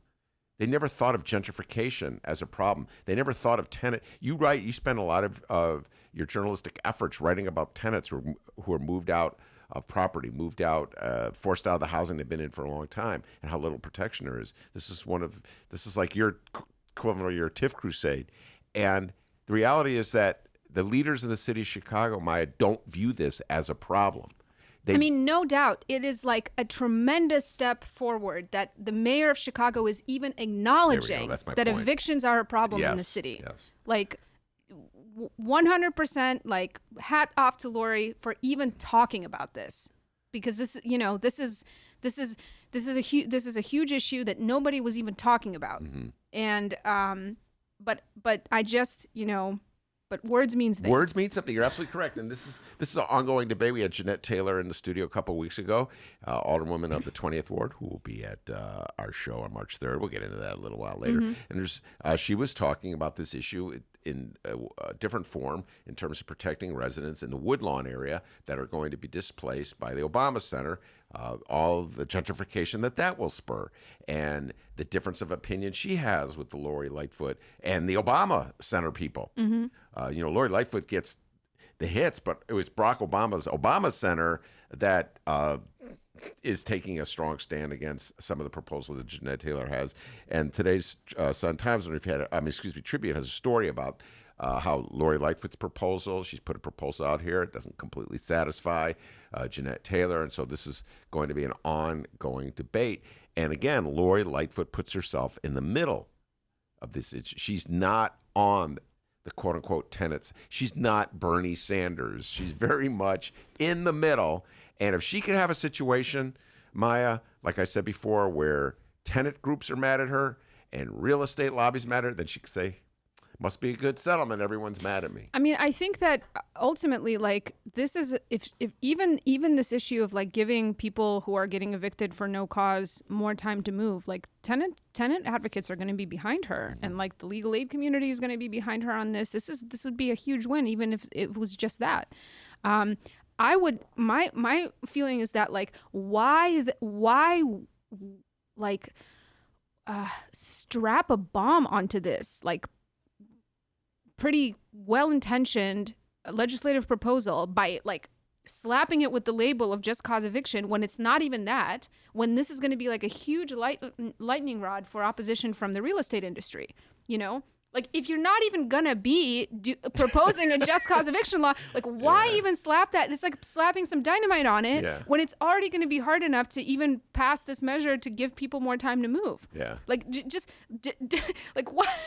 It just seems like strategically, like, it's just going to attract more negative attention, and the tenant rights folks are going to be with her. I don't think there's a lot of tenant advocates and tenant rights groups that are going to be like, no, like, this is not just cause eviction. We don't want more time for people to move. Like, people are going to be supportive of whatever little incremental progress there can be on this issue. But I just think that calling it just cause eviction when that's not what it is, it's just probably going to generate more opposition and more lobbying against it, just for the fact that this word is getting thrown around. Yeah. So, by the way, I had to just listening to you talk about displacement and gentrification and the changes that have occurred in Chicago. I've not even articulated this thought. It occurred to me. I was watching the NBA All-Star game. I don't know if you saw that or you're out of town, but it was in Chicago this year. And at the beginning, there were all these Chicago artists paying tribute to the interconnection between Chicago culture and the NBA All-Star basketball. And almost all of the people they were championing were black people. I think it was all black people. It was all about black Chicago. And I just think about, listening to you talk, I'm thinking about the changes that are happening in Chicago. What is it, 80,000, 100,000 black people moved out of the city in the last 10 years. Neighborhoods have bottomed out. There was the same time the NBA All-Star game was going on. The New York Times finally got around they wrote a front page story about black people moving to Chicago. And again, I'll just say this. I believe there was just a general overall strategy to encourage this kind of development that the people who ran Chicago view it as a positive. And so the tenants' rights groups are, you know what I mean? They're like desperately trying to hold on to something that the city leader's been trying to take from them all these years. Move out of Chicago. Even as we pay homage to all the great champions of black culture from Chicago. Do you know what I'm saying, Maya? Mm-hmm. Move out of Chicago. yeah. And this is like a tail end of something that you're writing about. We'll see how successful the tenant rights people are. Anything else you want to say before I switch subjects with you for a moment? No, I think that's probably all there is to say about that. I'll get back to you if I find out any more concrete details about what she actually means when she says just cause eviction. And in the meantime, she's not going to share her private conversations. No, I'm not. It's off the record means off the record. Yeah. Okay, all right. Anyway, let's talk about, we have a big show coming up on Tuesday. Talk about that, That's please. right. We are March 3rd. We're having a kind of a special version of First Tuesdays, kind of a roadshow edition. It's part of the Readers Mobilize series, which we've had 2 of these events already. I was missing for one of them 2 weeks ago, but we're having a pre-Super Tuesday event at the Promontory in Hyde Park. It's going to be free, so I really encourage everyone who would normally go pay $5 to see us at the Hideout to, use that money for CTA fare to make it down to Hyde Park. And we will have Jeanette Taylor, Delmarie Cobb, and Kofi Ademola with us to talk about the primary, to talk about everything having to do with the Obama Center and issues down in Hyde Park and Woodlawn with gentrification and displacement, talking about progressive candidates, talking about how well the left wing of the Democratic Party is doing with the Black community, everything that you can think of. We'll have obviously lots of discussion with the audience as well. And Tuesday at 6, I think the doors open at 6 p.m. Mm-hmm. You can find the information on the Chicago Reader website, on social media. And we're really excited about it. And that'll be a Super Tuesday. Yeah. And so this coming Tuesday, in a week. A week from today. And also all the conflicts that we've been talking so much about on this show, even at the start of the show when we were dissecting Rahm's analysis, will be at play. The efforts, the fear that centrists have about what Bernie represents. Mainly Bernie, but also to a certain degree Elizabeth. Isn't it funny they don't talk Elizabeth? They feel like they got Elizabeth Warren under control. But if you recall, Maya, many of the same things that are being said about Bernie were being said about Elizabeth Warren about 2 months ago when she was on top of the polls. Mm-hmm. Anyway, we'll see how it plays out. That will be Mike Bloomberg's first appearance on the ballot in any states. He wasn't on the ballot in Iowa, New Hampshire. Super Tuesday will be. Tuesday will be. So it'll be really interesting to see how he does, how the round-the-clock airing of commercials is playing out. Will that replace, just like the hard work of knocking on doors, the grassroots end of it all? I'll be really curious to see, and how he can overcome all the many, all the stupid statements he's made in the past about women, the bad policies made in the past about black people. You know what I mean? Can he overcome that and win the support of Democrats? be interesting to see, and that'll be March 3rd. So we'll be following that in real time as it unfolds. 6 p.m. at the Promontory. We'll have our event with our guests, and then it'll kind of transition into a watch party, basically of the results as they roll in. Yeah, absolutely. All right. March 3rd, mark your calendars. Also, you guys have been hustling, too, doing some backroom deals, talking That's about right. the primaries, right? Season 3 of Backroom Deal is back. We're back. Yeah. Robert Mueller's listening. Big I know fan. he is. He loves Big it. fan. Yeah, big fan. And the one that dropped, looks like you guys are informing everybody of the delegates, right? I sat there and listened to you guys talk about it. Boy, I'm still kind of confused. Yeah, I listened to it twice today, and I think I sort of get it. No, it's a confusing thing. And how the Democrats go about choosing delegates or apportioning delegates to candidates is, look, we should just bring Maggie Wonderly wherever we go. She knows every rule. Yeah. In fact, you know what I do now? You talk about, okay, I shouldn't talk about my sources, but Maggie comes on the show and I say it anyway. Whenever I see an article in which like a mainstream person writes about the delegate process, I send it to Maggie. Maggie, did they get it right? My own personal delegate selection fact checker, Maggie. I hope Maggie's there on Tuesday at the Promontory. Yeah. Well, really could use her in the crowd. It's a 10-episode series, The Backroom Deal. We've produced 5 of them, and they're going to be coming out throughout the weeks here. So the second one is about the state's attorney's race, and then we've got the rest. The ones coming out this week are going to be also about the clerk of the circuit court. Metropolitan Water Reclamation District and the Board of Review. And I should say Jacob Meister will be on the show in about a week. He's running for clerk of the circuit court. So, we had Richard Boykin on the show. So, we're getting all the different candidates one by one coming on the show. Yeah, and people can download the podcast on iTunes and Stitcher, listen to it on the Reader website. So, subscribe, rate, review. We love doing this for you, so show us some love on there so we can keep doing it. Very good. All right, Maya, thank you very much. Mark Sims will be our next guest. We're going to bring him on, I hope. He's here. He is here? Yep. We'll bring him on when we return. Did you know that 40% of the people in Illinois opt to be cremated? Well, it's true. And Chicagoland Cremation Options honors their wishes by providing cremation services directly to the general public. Chicagoland Cremation Options provides an affordable, ethical, and easy cremation arrangement, whether in person or online. Save thousands and streamline the process by going directly to Chicagoland Cremation Options. It's a family-owned business operated by my good friend, Douglas Klein. Here's how you reach them. ChicagolandCremationOptions.com. One more time, ChicagolandCremationOptions.com. Hey, everybody, what you're about to hear are the piano stylings of Jeff Manuel. Man, listen to Jeff go. Jeff Manuel has been playing piano around Chicago for years. He's played for conventions, for celebrities, played in basement bars with blues bands. He's played at prestigious social clubs, fine restaurants, and in the intimacy of private homes. Book Jeff Manuel at jeffemanuelpianist.com. Don't worry, I'll spell his name at the end of this commercial.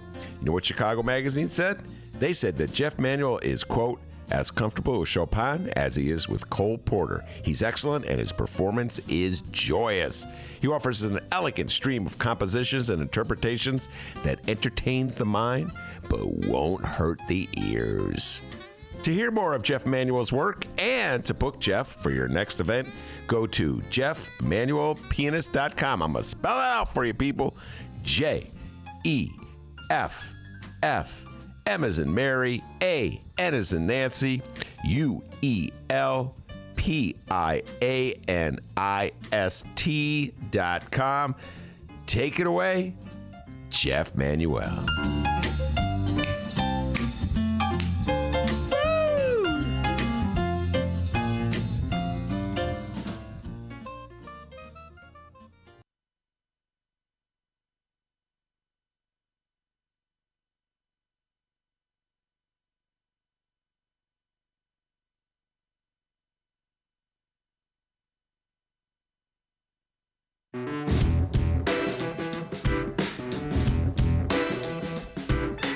Hey, downloaders, remember, we live stream this program Tuesdays through Fridays, 1 until 3 p.m. Central Time at both Chicago Sun-Times and Chicago Reader websites and wherever else you download your favorite podcasts.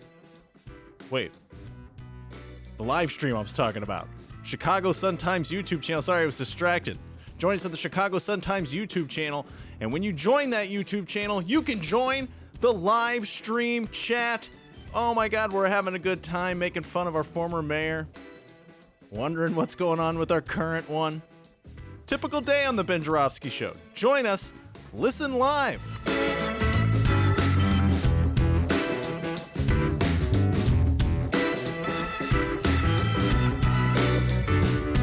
We saw an amazing historic election in 2018, brought on in part by hatred for Trump, but also by the fact that now the new American majority is representing us and they want to run for office, for offices like the House and the Senate. And I think Bernie building a multiracial coalition, multi-generational coalition is what we need for the future of our party. People were thinking about previous races. Trump showed us that people were voting a little bit differently. Even Barack Obama's race, people were coming out who don't traditionally come out. We can engage those people. And I think I've told Rahm this. I will tell the entire Democratic establishment, whoever the nominee is, if it's Bernie Sanders, people need to get their folks to show up. Well, we're not there yet. First of all, here's the one thing. But here what I would say is, take Illinois, which is now solidly blue, but just 10 years ago it wasn't. You have now three congressmen or three congressional members of Congress in the suburbs.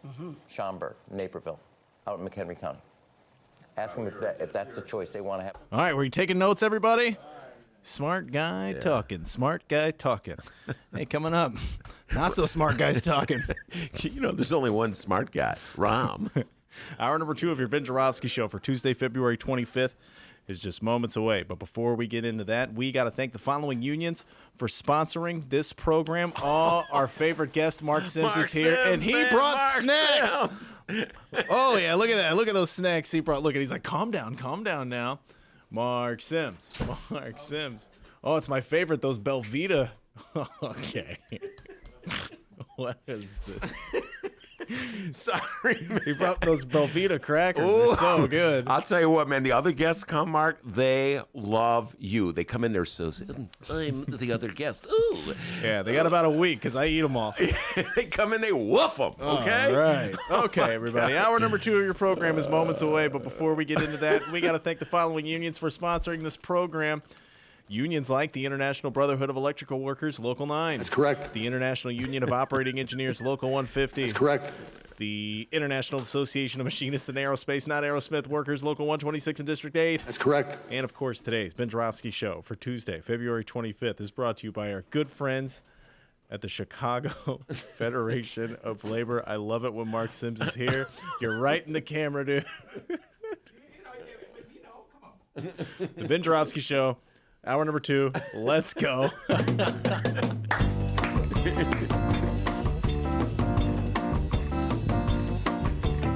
Yeah, we're weird. It is Tuesday, February 25th, and live from the Chicago Sun-Times Chicago Reader Studio on Racine Avenue, this is the Ben Joravsky Show.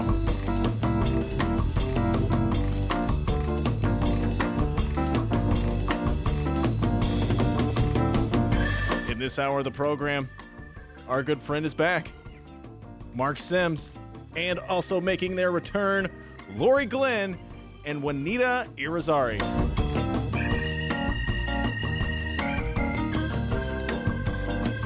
And now your host, Chicago Reader columnist, Ben Joravsky. Marc Sims, pride and joy at Fenger High. Back at Fenger on the southeast side. They still talk about him. What a nice young scholar he was. Did you know that? The librarians at Fenger High, we really like You Marc. want me to start cursing now? Can I say the S word? Yeah. You can say it's a podcast. No, man. not yet. Anyway, Marc Sims got so much to say. He wants to talk about Uber. He wants to talk about Rahm versus Bernie. He wants to talk about tonight's debate. He's got a lot on his mind. He wants to talk about Yvette Simpson. Is she Carol Simpson's daughter? No, she's not. Wait, is she related to Carol Simpson? I do not know. I mean, okay, all right. Okay, Simpson, ABC, you know. Could be. The only two people in the world who know Carol Simpson is Marc Sims and Ben Joravsky. D, you got an update for us? Absolutely, I do. We got more audio to play from Sunday's Frightened Boomer Party. That's right. Oh, we got to have Marc riff on Rahm. Our former Chicago mayor, Rahm Emanuel, was on ABC's This Morning with George Stephanopoulos and some other people. Oh, one Bernie supporter, by the way. Yeah, they put her in the corner. Don't talk until the other four of us have talked. You get to talk. So here's more of how that went down. If they ever throw this to Biden or someone else on the second ballot, this will be a destroyed Democratic Party. And the only thing better than running against a Sanders-dominated party for Republicans is to have somebody else there with a completely divided Democratic Party. Pretty fair analysis. No, here's right now, if I was Chairman Perez, I'd get a big parliamentarian that understands all the rules for the convention, because you're going to need it. That's number one. Number two, rule in politics. Pick your opponent. And Putin and Trump are picking their opponent. This is not who we want on the ticket to lead it. And it's clear by what the congressional candidates, everybody who's low to the ground, that has flipped a red district to a blue district. It's more complicated than that, because the first vote at the convention is the vote on the rules. Yeah. That is Chris Christie, first of all, former governor of New Jersey, disgraced politician, basically booted out of the state of New Jersey. Mayor Rahm Emanuel, former mayor of the city of Chicago, basically booted out of the city of Chicago. George Stephanopoulos looked around the whole country and said, who are the smartest people I could bring on my show who know the most about politics? I'll take these two losers. And he put them on the show. One Bernie person, and then there's the Republican woman. So they should have Marc Sims on that show, D. Marc Sims and Maya, man, I'll liven things up a little bit. Anyway, Marc, you must feel like just old lang. Where's Maya? I missed her on the way in. She just left. That's not her coat? That's Dennis's coat. She's a hustler, man. It's her coat. No, she knew I was coming. I can come see her, next week? Yes. At the promontory. That is correct. Not far from where you live. Well, this is about 40 blocks or so, maybe 50. But the point is That's that a lot closer than the hideout. Oh, yeah. But parking, that's my main thing. I may not show up. There is a parking lot. You ever been to the promontory? Yeah, not really. I don't, I'm a homebody. I don't go nowhere. Well, there is a parking lot. And I may have to dress up. It's like, it's different. Some bars I can wear jeans and T-shirts, but I'm in Hyde Park. No, the promontory. My people go to that kind of place, the promontory. I may have to wear I ain't wearing no leather shoes, Dennis, in like 2 freaking years, man. Get them out. I may have to get them out and shine them up and put some slacks on. I can't wear this, this what I was just shirt, this working shirt. I don't know what. I gotta find some clothes to wear. I like that shirt. I need something to wear. I'm not going. What's the matter? Shirt you got now. Pretty nice. Looks like a Dickie shirt. That's why I got Dickie shirt. How did you know? That's right. By the way, the doctor, he just opened up that cookie and is just chowing down. That's correct. But they are good though. I know they was on sale at the big box store. I went on the way. I am going to resist the temptation to dive. But you always have lunch right after the show. Oh though. God, the cheese and the avocado. I that sounds so nasty, but I see him eating it all the time when I come to the show. I'm tempted to hey man, can I have some of that sandwich? Try it. You might like it. You don't want that. Yeah, what are you talking about? My wife makes those sandwiches. I like cheese and bread. Avocado cheese and bread. That's kind of weird. Is that nasty or what? It is so delicious. And I'd just like to point this out. I told Dennis this. I was in avocado long before the hipsters were, okay? Go to California. All the hipsters are eating avocado toast. In fact, it's big now. On the north side of Chicago. But it was funny last week when you had the guy from Heaven on 7? Yes. That's what it was? 7 on it. And he put out that gumbo on Ben or whatever it was. He put out them dishes. Yeah. And Ben likes to talk. He cracked that food out. It got real quiet. And all you heard was... Oh, yeah. It was some good radio, man. Oh, yeah. That was sarcasm. He's like, oh, now, Dean. So you're trying to talk to everybody while chewing food. And then that was good. I had man. to save some. I brought it home. We had some that night. It was really good. I see how to get you to stop talking. Delicious food. Yeah, well, I'm looking at those cookies. I might take the deep dive. All right, Marc Sims hosts his own podcast show.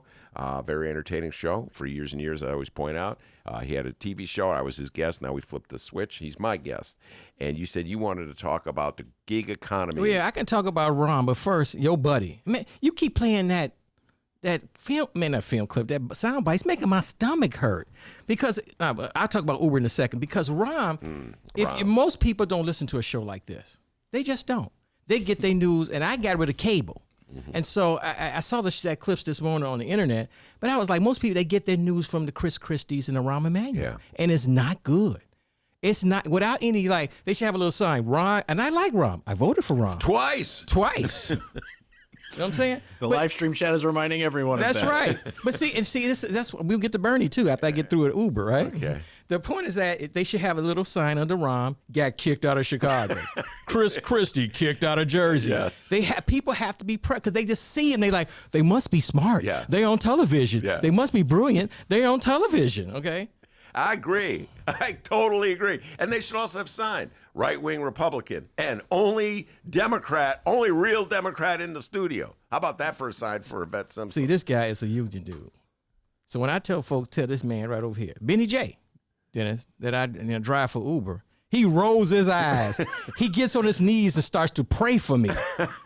This boy needs, he needs something because he's crazy. Yeah. But I said, no, I'm going to go from Uber to Bernie. Okay, do it. Because I voted for Bernie last time. You know that. 2016? Whatever the primary was.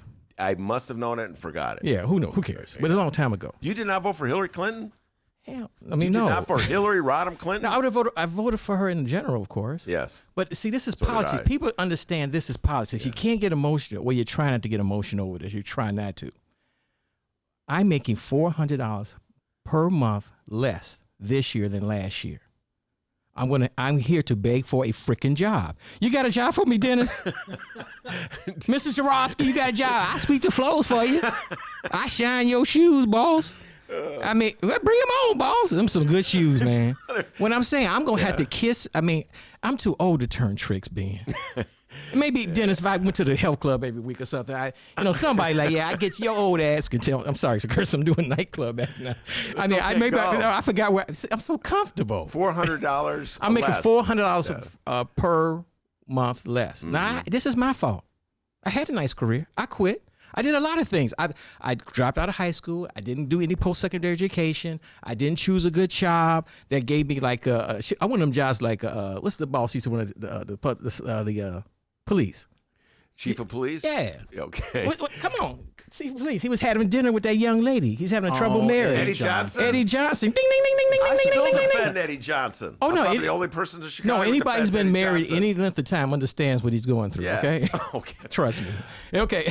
The views and opinions of Mark Sims are strictly those of Mark Sims, do not reflect those of anyone It's all else good. in this studio. But see, Eddie's getting what? He's getting what, 16 grand a month? Yeah, I saw That's that. what I'm talking about. He was making about 200 grand a year. Yeah. See, if I was a police officer, whether I should have been, but I was a wuss, I would have been right now retired with a big fat pension, probably doing some consulting. Yeah. But I didn't do it. I'm a recalcitrant. I'm a problem person. I made a lot of big mistakes in my career, and I take full responsibility. But now I feel the burn. I'm voting for Bernie. All right, wait, let's go As of back. right now. Let's connect the dots between voting for Bernie. And he ain't making no money at Uber. Right. Connect those dots. Well, First of no. all, what happened at Uber? No, that the changed? Uber's projected to seriously, all jokes aside, Uber's projected to be profitable later this year, next year. They've always taken a bigger cut from the drivers. This is what I understand. They're going to raise rates. They're going to cut some of the dead weight operations of Uber because they're serious about going profit. Their job is to maximize profits. Their job is to the shareholders. Their fiduciary for profitability is for the shareholders, not the workers. That's most places. What do we have here? About 16%, maybe 12 workers in the United States are unionized. Unionized. About 12%. 12, 15, something like that. Yeah. And it ain't going to go up. You know what I'm saying? No, I think it will go up. In fact, there's a movement in California to unionize Uber and Lyft drivers. You know, it's not going to happen. It's not going to happen. They'll shut the business down, go back to cabs, or it's like Walmart. Remember Walmart? They said we're going to unionize Walmart, and what did Walmart do? Close the damn store. They've done it I will look it up. Few places they say, we're gonna unionize, close it up. Jeff Bezos, you try to unionize him. Amazon. They will close the damn plant down before they unionize. On the other hand, I could be wrong. He recognizes a union at the Washington Post, the newspaper he owns, so he picks and chooses when he recognizes the union. All right, go back to what changed with Uber that you're making $400. No, they're taking less from drivers. They're taking more of the cut. They're taking more from drivers. Yeah, my understand they always have. Today I dropped off a letter to the CEO. I can't say his name. He's got an Iranian name. to the CEO. I've done it before. Say, hey, I ain't making enough money. I know I take personal responsibility. I didn't go to college. I know this, but I ain't making no money, player. And so, but I understand that. And I'm at an age where I'm just trying to just slide onto retirement. I may have to take an early retirement at 62. Yeah. I don't know. I mean, see, I'm at the age of who wants me because I'm stuck in my ways. I ain't got no skills, no education. I like doing what I want to do. I don't nobody tell me what to do. I don't want no 20-year-olds bossing me around. So I'm very almost unemployable. There's a lot of I was voting for Yang. Remember that one last time I was here? Yes. Andrew Yang. Yes. Because I want my $1,000. See, with Uber, even they cut my pay with that extra $1,000 from Andrew Yang, I can make it and slide on into retirement. And see, people are like, oh, that's your problem. But see, I hope, if I'm fortunate, if I'll be around another 40 years, 90-something years old. Wow. But just face it, over the next 40 years, in my 90s, there's some kid, some young Republican that's 10 years old who has a mission to take my Social Security as I get older. So people understand, forget about Mark Sims. They're coming for your Social Security, and your children going to have to take care of your old behind. That's why Bernie's winning. People don't understand why Bernie's winning. Mark, you sound like me. That's unbelievable. I'm listening to you, and you sound like me. And we used to have these arguments where you were more. Yeah, but they were taking $400 out of my pocket now. I'm pissed. See, and I say that because most Americans are kind of doing okay. Yeah. The only thing that's going to hurt most Americans is a major medical bill. Seriously. Yes. And until they get a major medical bill, they like, I'm doing okay. Yeah. Then the doctors whip that $100,000 on you, and they say you got to pay. So no, I'm not. I'm going. You know what? It's funny you should mention bankrupt. this. At the bowling alley last night, a gentleman came up to me named Pat. That'll be all. And he is Democrat. He says he's going to vote, but he came up to me and stocks had fallen. All right. And he came up to me and he was like mad at me, like it was my fault. The stocks had fallen. And stocks had fallen because of the coronavirus. Yes. And there's a panic going on right now in the markets. And that markets are volatile. It's the history of them. Anybody plays them knows this is a volatile. Markets are by definition volatile. It blips ups and downs, and the news affects them. There's people are wheeling and dealing and selling. And so Pat's like, already, Mark, this dude is like, ready to vote Trump. I'm like, I really don't like to have conversations. Wait. I thought he's going ready to vote Bernie. Why is he voting for Trump? Because he's viewing it in terms of his investments for but his his investment's going to retirement. go down. The recession's going to happen. It's going to be a 30% correction. I'm just guessing at some point. Mark, you're speaking with logic, Right. okay? This man is panicking, and in his panic, instead of going to Bernie, he's going to Trump. And I'm like, you realize, of course, that Donald Trump has no clue as to what to do to keep this market at this. No, he's been keeping up, but he has no more bullets. They can't lower the damn Fed rate, and he's not going to do another stimulus. It's not. You're going to have to go through this recession. Hopefully it's not bad, but we don't know. We don't know. And this country reelects a Republican on the eve of a recession. How dumb can they freaking be, Mark Sims? Because Republicans don't do recessions well. Never has. They don't care about people. People are out on the street, don't have jobs. They're cutting food stamps and cutting unemployment, making that much harder, right? You know the game. So we've lived through it. All right. But you, unlike my friend at the bowling alley, he's worried about his stock market, his investments, so he's immediately throwing Democrat. I know. So what makes you move from to the Bernie side of the equation based on that $400 tub? Andrew Yang is gone. Okay, well, there you go. Principal, and then my second choice was Elizabeth Warren, but according to this, I'm reading this now. According to this Paul Simon Policy Institute poll, that Elizabeth Warren is only getting about 6% of the vote. I mean, this is a poll, 6% in Illinois. Illinois. And so I'm like, man, Warren is almost done in this state. And Bernie's 22, and the real deal is Mayor Bloomberg is 17%. 17%. And see, since I'm doing so bad with the Uber, guess what I may have to do? Call Mike Bloomberg. By the way, we had Heidi Henry was in the studio on Friday, one of the Heartland Mamas. And Bloomberg's people she told the stories. I'm not giving anything away. Bloomberg's people, you can listen to her tell the stories a lot better than I did. But she got the Bloomberg campaign reached out to her to see if she wanted to be a strategist for them or an aide or whatever they call them, an operative. And they were paying, I think it was $6,000 a month. Oh yeah, she'll get 70 grand. 70 grand. You know, a I'm year? working with the Heartland Mamas right now to get them on my show. Just a few questions on YouTube right now. I'm working on it. I had Matt Martin on. It took me like months to get Matt Martin on. And Matt's cool, but the point is that it's like getting. Let me just jump up here. $6 grand. You should go call. Hell yeah! I think next time be like F Birdie, man, Bloomberg, man. I'm making $70,000, man. I'm gonna make some money. And a phone. Hell yeah! And a car. I mean, I never want to sell out. I think I'm ready to sell out. Hey, by the way, let me ask a question. And I don't know the answer to this question. It may be illegal, but could you, if Bloomberg people are going to give you As a Ron car, pointed out. if Bloomberg people give you a car. Like, because they told the Heartland Mamas, Heidi, that you get a car. Yeah. Could you use that car to do Uber business? No, it's up to the people, because I was doing my taxes and they were giving some questions on my tax form was saying that kind of stuff. Because, you know, with Uber, like a lot of jobs that get to 1099, you beat it. Like this, you had this guy on the show. He said, what, 1/3 of the Illinois workforce is about gig or contract or temp, like 1/3, which is just going to grow. Yeah. And so the point is that, yeah, it all depends on the job. So Bloomberg let me do Uber and Bloomberg. Yeah, man. I'm rolling. Then I don't care about no damn Bernie, man. I'm going to be a centrist. I done sold out to Bloomberg. All right. So tonight is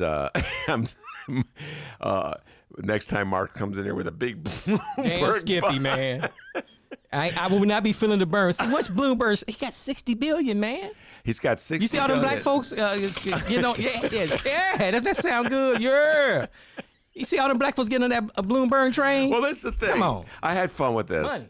That we did a bit on this because the poll came out Friday, I think it was, and there was it was listed in the Sun-Times. So I'm looking at this poll, and Pat Whalen started filming me, put it on Facebook, going, people in Illinois, 17% of the voters in this poll say they support Mike Bloomberg. Mark Sims, I know Illinois voters. I know Chicago voters. They don't know a damn thing about Michael Bloomberg except they've seen his commercial. That's good enough for them. Oh, the commercial's seen a commercial good. on TV. Wait. You see the commercial with Barack Obama? Yes. Yeah, that's all you need to know. All you need but to see, know. also, all jokes aside, the Paul Simon Policy Institute poll said that 17% of the Democrats are undecided. Ooh, right? Undecided. So he's always popular in any election in Illinois. How can you be undecided with 2 weeks away, whatever it is? I mean, if you can't, it's not that hard. It's just like me. I may vote for Bernie because Andrew Yang is gone. Wait, you went from voting for Bernie to may vote for Bernie. No, I'm not voting for Bernie last time. I'm saying I was doing Andrew Yang. Okay. Now, but Warren's doing so badly in this poll, and of course, the Bernie freight train is running. And what sort of, I mean, I could change my mind. It's my one little vote, doesn't matter. Yes, it does. No, wait, it's your one. Ask dead male. It made it better for dead male. People she lost by what 10 votes or yeah, something. But in fact, Bernie Sanders won his first election as mayor of Burlington, Vermont by 10 votes. How about that? All right. But we do need some socialism in this country. People like me, I need Uncle Sam to take care of my ass. It's like, I'm sorry, take care of Mark Sims as you get older. I'm sorry, I'm begging Uncle Sam, please, Uncle Sam, take care Mark, of me. let me. So many guests duck and dodge when I ask them to do this, but I know you won't do it. All right. I know you won't duck and dodge. I know you're going to answer this one without evading, all right? So my next guests are listening. I'm going to ask them the same question. You're going to watch them duck and dodge this one. I want you to name, you know how in football they have polls every week, the number 1, 2, 3 team, and it changes from week to week, you know, based on who won, how well. Who are your top 3 right now in the Democratic primary? Number 1, number 2, and number 3. Man, Come on. It's hard, man. This is hard. I don't have a 3 right now. Probably Sanders, Warren, since my boy Andrew gone. Yeah. I have to put Bloomberg as 3 only because he got $63 billion and $60 billion and he can beat Trump. $60 billion is a lot of money. No, $60 billion. Well, yeah, he's not going to spend all $60 billion on this election. He's going to spend at least 2. He's going to. He may spend $2 billion. He's going to spend $2 5 billion. $5 billion? He says. 5. That's a lot of money. That's a lot of money. That's a lot. You can buy the presidency. You know what I'm saying? I almost want to vote for him just to see if he can pull it off. No, he's having a tough time because the Bernie freight train is so. You know why he's having a tough time? His entire past is catching up to him. He's not running. Yeah, but he in the got Republican $60 primary. billion, man. That just changes everything. Mark Sims, just think about how much the world has changed. I'm looking at you and I go, Mark Bloomberg. Mike Bloomberg felt totally confident justifying stop and frisk and just in the most blatant terms, you just got to throw them up against the wall and haul them off to jail because 95% of the crimes are committed by minorities. And he said it, okay? Things have changed. Now he has to run from it or figure out a way to say, I don't mean it anyway. The only people that really care about that are the activists and the black folks and poor people who've had experience stop and frisk. Guess what? Ask the merchants on North Michigan Avenue, do they believe in stop and frisk? Hell yeah, they want some stop and frisk. They knocking down, when they stealing stuff from Gucci and all these stores on Michigan Avenue, they want some stop and frisk, right? What about you? Do you support stop and frisk? No, I don't support stop and frisk, but I live in the hood. See, a lot of people don't live in a tough neighborhood. They really don't. See, it's just like when I hear about the robberies on the north side, because people walking around with their cell phone, nothing's going to happen to me. I'm from Iowa. I'm from Wisconsin. And they get robbed. It happens anywhere. Wait, is that your Iowa imitation? I don't know. But you know what I'm saying? You know, they don't know this. You're in a city. Yeah. This is serious. I mean, so like I was talking, okay, just the Uber story. I was driving somebody on sort of your neighborhood, not, let's say Roscoe and Damon or something, or in Lincoln, Irving Park, whatever. Yeah. All the people walking around, and they got baby strollers, everybody jogging. Yeah. But not my neighborhood out there way on South on Halsted. You don't see people walking around. The people that are walking around are people that have to walk around. Everybody else is in a car that you're scared. Is something going to happen to you? Hell, probably not statistically, but you don't take a chance. So we live in these neighborhoods, and we're used to the crime. We're used to the craziness. So I'm not saying we're for stop and frisk, but a lot of people be like, lock them up. You know what I'm saying? Remember, hey, the crime bill, a lot of black folks are for. Yes, they were, but I do not see Michael Bloomberg. If what you're saying is true, Michael Bloomberg might have been better off had he just said, you know what, I support it, I still support it. No, you're supposed to say, hey, I was wrong. I'm for criminal justice reform. I had a young lady about, let's say 30 years old, talking about Kim Foxx and whatnot. And she don't like Kim Foxx because she let Jussie Smollett out. Okay, fine. I said, but she's for criminal justice reform. Yeah. And she said, what is criminal justice reform? She asked me what it is.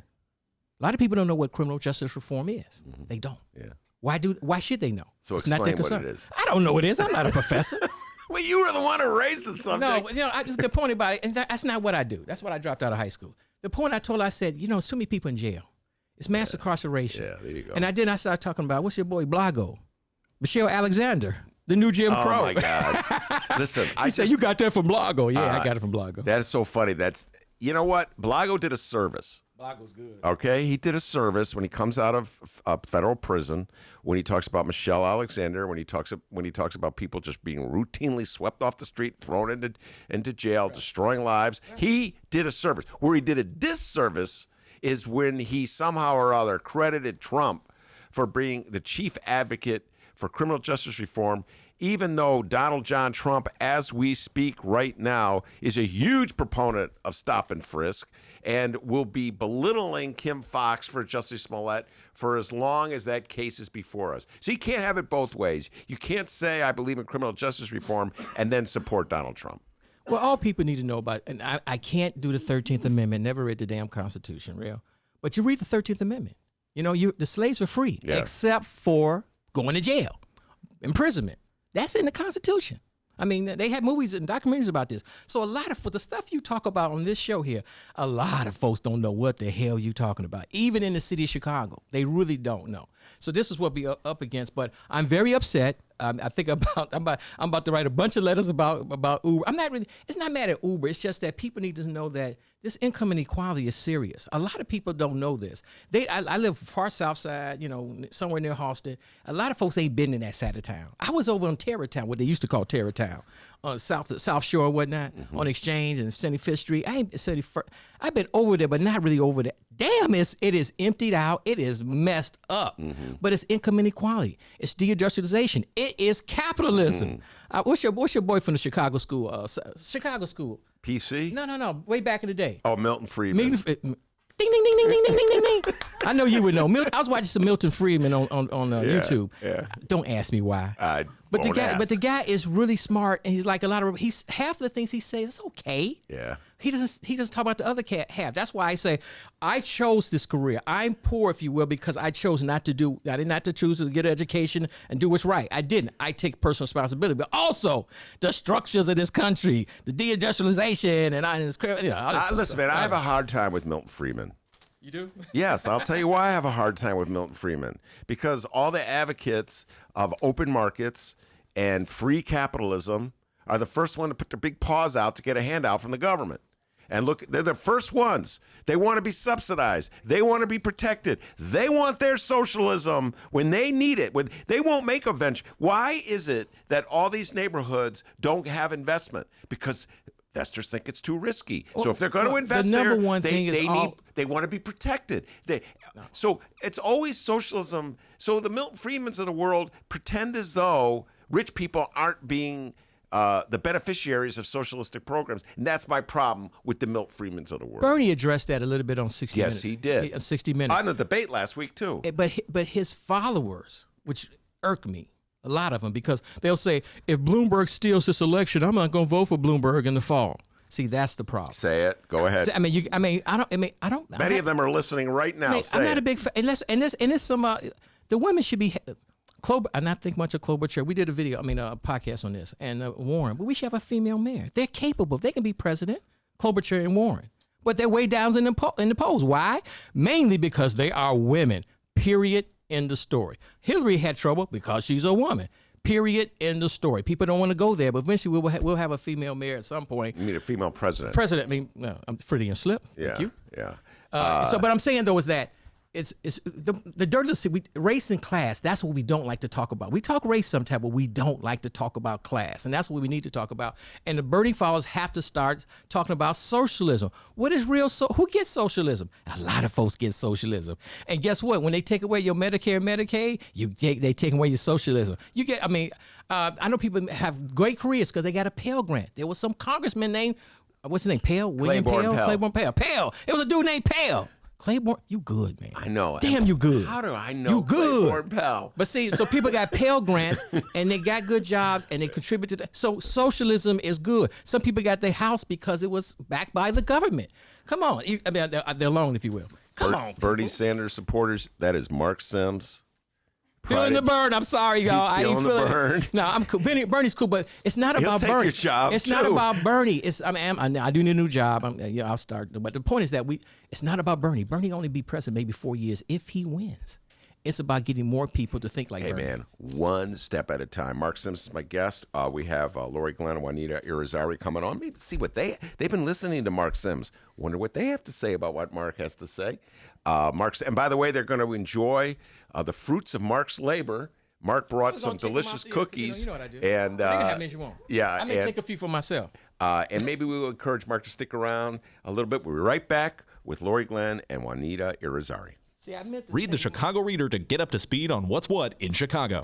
Culture, food, arts and entertainment, weekly concert listings, weekly event listings, the environment, travel. I can continue, but you get the point. And for all of you Chicago political junkies, raw weekly columns on real city politics from Maya Dukmasova and our very own Ben Joravsky. The Chicago Reader, free to the public in newsstands throughout the city and online at chicagoreader.com. Read it now and be a more informed Chicagoan. It's Chicagoland's adult entertainment playground. It's the world-famous Admiral Theater, 3940 West Lawrence Avenue. The Admiral is homegrown from Chicago, and it's the most conveniently located club in all of the city. 15 minutes from the O'Hare Airport in downtown Chicago Loop. Voted Chicago's best strip club, the Admiral has showgirls galore and a variety of adult entertainment shows. The world-famous Admiral Theater, open every day from 7 p.m. to 6 a.m. 3940 West Lawrence Avenue. For events, showtime, and other information, visit AdmiralX.com. Must be 18 years of age or older to enter. Take a chill pill, man.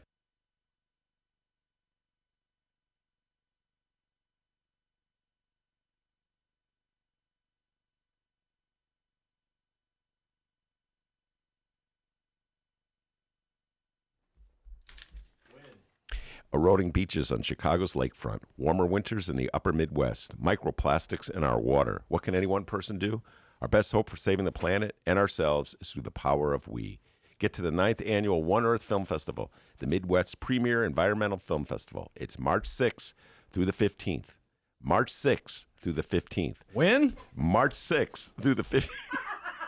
I was waiting for you to say that. The 14th? No. Pay attention. Take a piece of paper out and a pencil and write it down. March 6th through the 15th. Okay? 15th. And there's 26 films, 48 events, and 4 counties. What is that again, D? 26 films, 48 events, 4 counties. You can engage with filmmakers and experts. Venues include Tesla Gold Coast, Loyola University, Plant Chicago, Old St. Patrick's Church, Chicago Cultural Center, Lake Theater in Oak Park, and much more. Go to oneearthfilmfest.org. What is that, D? oneearthfilmfest.org. One more time. oneearthfilmfest.org. God, are you good? That's correct. Welcome back to the Ben Joravsky Show, live from the Chicago Sun-Times. Laurie, Glenn, Juanita, Irizarry are in the studio. Every month they come on to talk politics, local, national. Welcome back. Thank you. That's quite a thing we got to follow. Marc I'm not so sure. It's like, seriously? Oh, my God. Although he did take up some of our time, which actually means we probably won't have to say as many things that'll get us in trouble. No, we just he go already late. Did. That's what we do in the Ben Joravsky Show. We go late, okay? Guests come late, we go late. That's just how we roll. It's not really like a railroad, a train is on a real schedule, We kind of do it differently on a podcast. Because most people listen as a download, so they don't know. They don't know. They don't know. All right. So before we take the deep dive and all the issues of the day, what do you want people to know about Laurie, Glenn, or no, Juanita? I want to go first, just Okay. because I want to follow up on that One Earth Film Festival conversation, where lakefront erosion was kind of the top of Yes, it was. of that piece, and that's a big thing that we're thinking about in the work that I do at Friends of the Park. So I'm going to talk about for a second, and then I'm going to say that everything else I say is me speaking for me and not for the organization. But today in Cranes, there's a piece about lakefront homeowners who are freaking out because they've got all this trouble with water in their basements along Rogers Park and down in South Shore.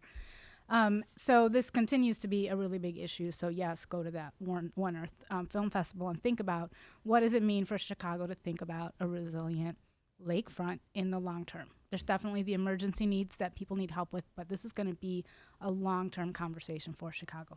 But urgently, we're also really screaming as loud as we can to ask elected officials at various levels to be worried about a pollution dump that is on the Calumet River and the lakefront down on the east side. And it's already leaching toxic, various different toxic elements into the water. They've been dredged out of the bottom of the river, dumped into this toxic dump, and it's leaching back into the water. And now the Army Corps of Engineers wants to build a 25-foot high expansion of that for another 20 years, right in the face of all this lakeshore erosion. So, we're just saying to people, let's be smart. We can't be worried about what's going on in other parts of our lakefront and then build a pollution dump right on the edge of the lakefront. So anybody wants to know about that, give us a call at Friends of the Parks. And what's your email? Just send us a note at info@fotp.org and we will get back to you. Great. All right. Yep. Laurie, what do you got to talk about? Well, I just want to start with one of my favorite clients, Angelique Power, who is the president of the Field Foundation. And the Field Foundation, in conjunction with the MacArthur Foundation, have for the second year in a row announced their Leaders for a New Chicago Award. Yes, I am reading my own press release. And each leader will receive a no-strings-attached award for $25,000 in recognition of past accomplishments. And their affiliated organizations each will receive an additional $25,000 for general operating grant money. And the nominations are only open until March 2nd. And so who should apply for this? People who are rising leaders or people who are established leaders who want to grow their influence and power, people who are of color, women, transgender people, men of color, and people who are on the fringe of power or want to amp up their power and influence, really, on in a variety of sectors. And last year, really, they gave awards to extraordinary human beings who really, really did important work. And many of those people are actually choosing this next group of people. And so I really think that the people who listen to this podcast are people who should be applying for this. So go to fieldfoundation.org, Leaders New Chicago. There's lots of dashes and stuff, but just go to the Field Foundation website and go apply. And if you must, you can email me at lrglenn@thinkinkstrategy.com, and I will send your information. I will send you to them. A lot of people go to me. I am not the foundation, but I encourage all of you. All right, and I just want to point out one more time that Laurie and Juanita are very gracious to come on the show, and I just want to say the views and opinions they express do not represent, in the case of Laurie, her clients, and in the case of Juanita, friends of the park. That's right. They're going to speak for Laurie and Juanita. All That's right? right. So don't give them a hard time, From people. our heart. Thank you. If you hear something you disagree with, Marc Sims, my previous guest, doesn't have to worry about that so much. He's got his own podcast, so everybody knows it's Marc Sims. But people get mad at Juanita or Laurie. Give them a break, all right? Thank you. All right, there we go. That's all right. We can take it. All right, you can That's take it. right. Okay. Yeah. All right. When you were talking about the lakefront erosion, Juanita, I'm just thinking in terms of the debate that's going on right now in our country. And Laurie's good friend Rahm Emanuel was on the George Stephanopoulos show on Sunday, predicting gloom and doom for the Democrats if they nominate Bernie, predicting that all the swing voters in all the suburban districts will immediately vote for Donald John Trump if Bernie is the nominee, and the congresswoman that won in the last election will be defeated. The House will go back to the Republicans. The Republicans will hold on to the Senate. It will be Republican domination because Bernie is just too out of the mainstream. And then I'm listening to you talk about people having water coming into their living rooms. Real life problems, climate change. I'm like, do you buy Rahm's worldview? Well, not at all. I just, again, the category that I always say is they're just scared. It's just the moderates, corporatists, centrists, whatever you want to call them, are really scared. Neoliberals are super scared, and they've got to, push out there this fear-mongering thing so that people will think they have to vote for Bloomberg if, because otherwise Trump is going to win.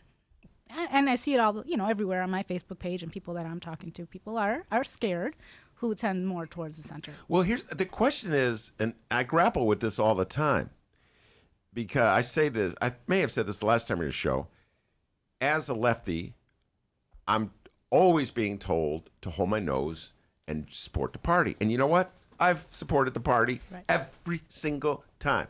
So now the shoe looks like it's going to be on the other foot. Right. And the Rahms of the world are going to have to hold their nose and support the lefty candidate. I say it's their turn to hold their nose. It's their turn. They're crying like little babies. And so, but this is what I don't know. I do not know the answer to this. Rahm doesn't know the answer either. Okay, at least I admit it. I don't know the answer. Well, people who voted for Lauren Underwood, let's say, just throw her name out there. She's on my mind. I saw a speech she gave the other day. What is in the 14th congressional district in suburban Chicago area? Will people who voted for her automatically vote for Donald John Trump or whoever the Republican is running against her if Bernie's at the ticket? Will they just take their attitudes about global climate change and just throw it out the window because they're afraid of Bernie? What's your thoughts? Well, I choose to believe not, but certainly those are the scare tactics that folks are throwing out there. And I think if we live in a world where those people are going to vote for Donald Trump rather than Bernie Sanders, then we all deserve what we get out of that. And then maybe we're going to have to eventually figure out how to find a workable restructuring of our society. So I believe in community organizing, and I believe in the ground game. I think that we have to differentiate a bunch of sort of threads here. One, I think that what I find interesting is that the people are voting for Bernie Sanders.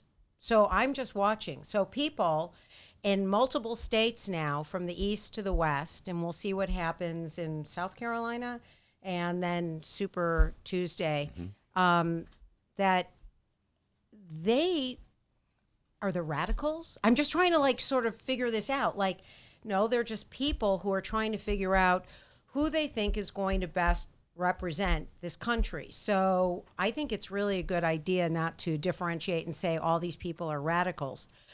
Secondly, I think, Bernie Sanders has done a great job of building a very powerful ground game. And the Democratic Party, shame on them, has not done that over the years. They pour their money into electronic media. They don't do grassroots organizing. After Barack was elected, yes, I did know him. I'll call him Barack.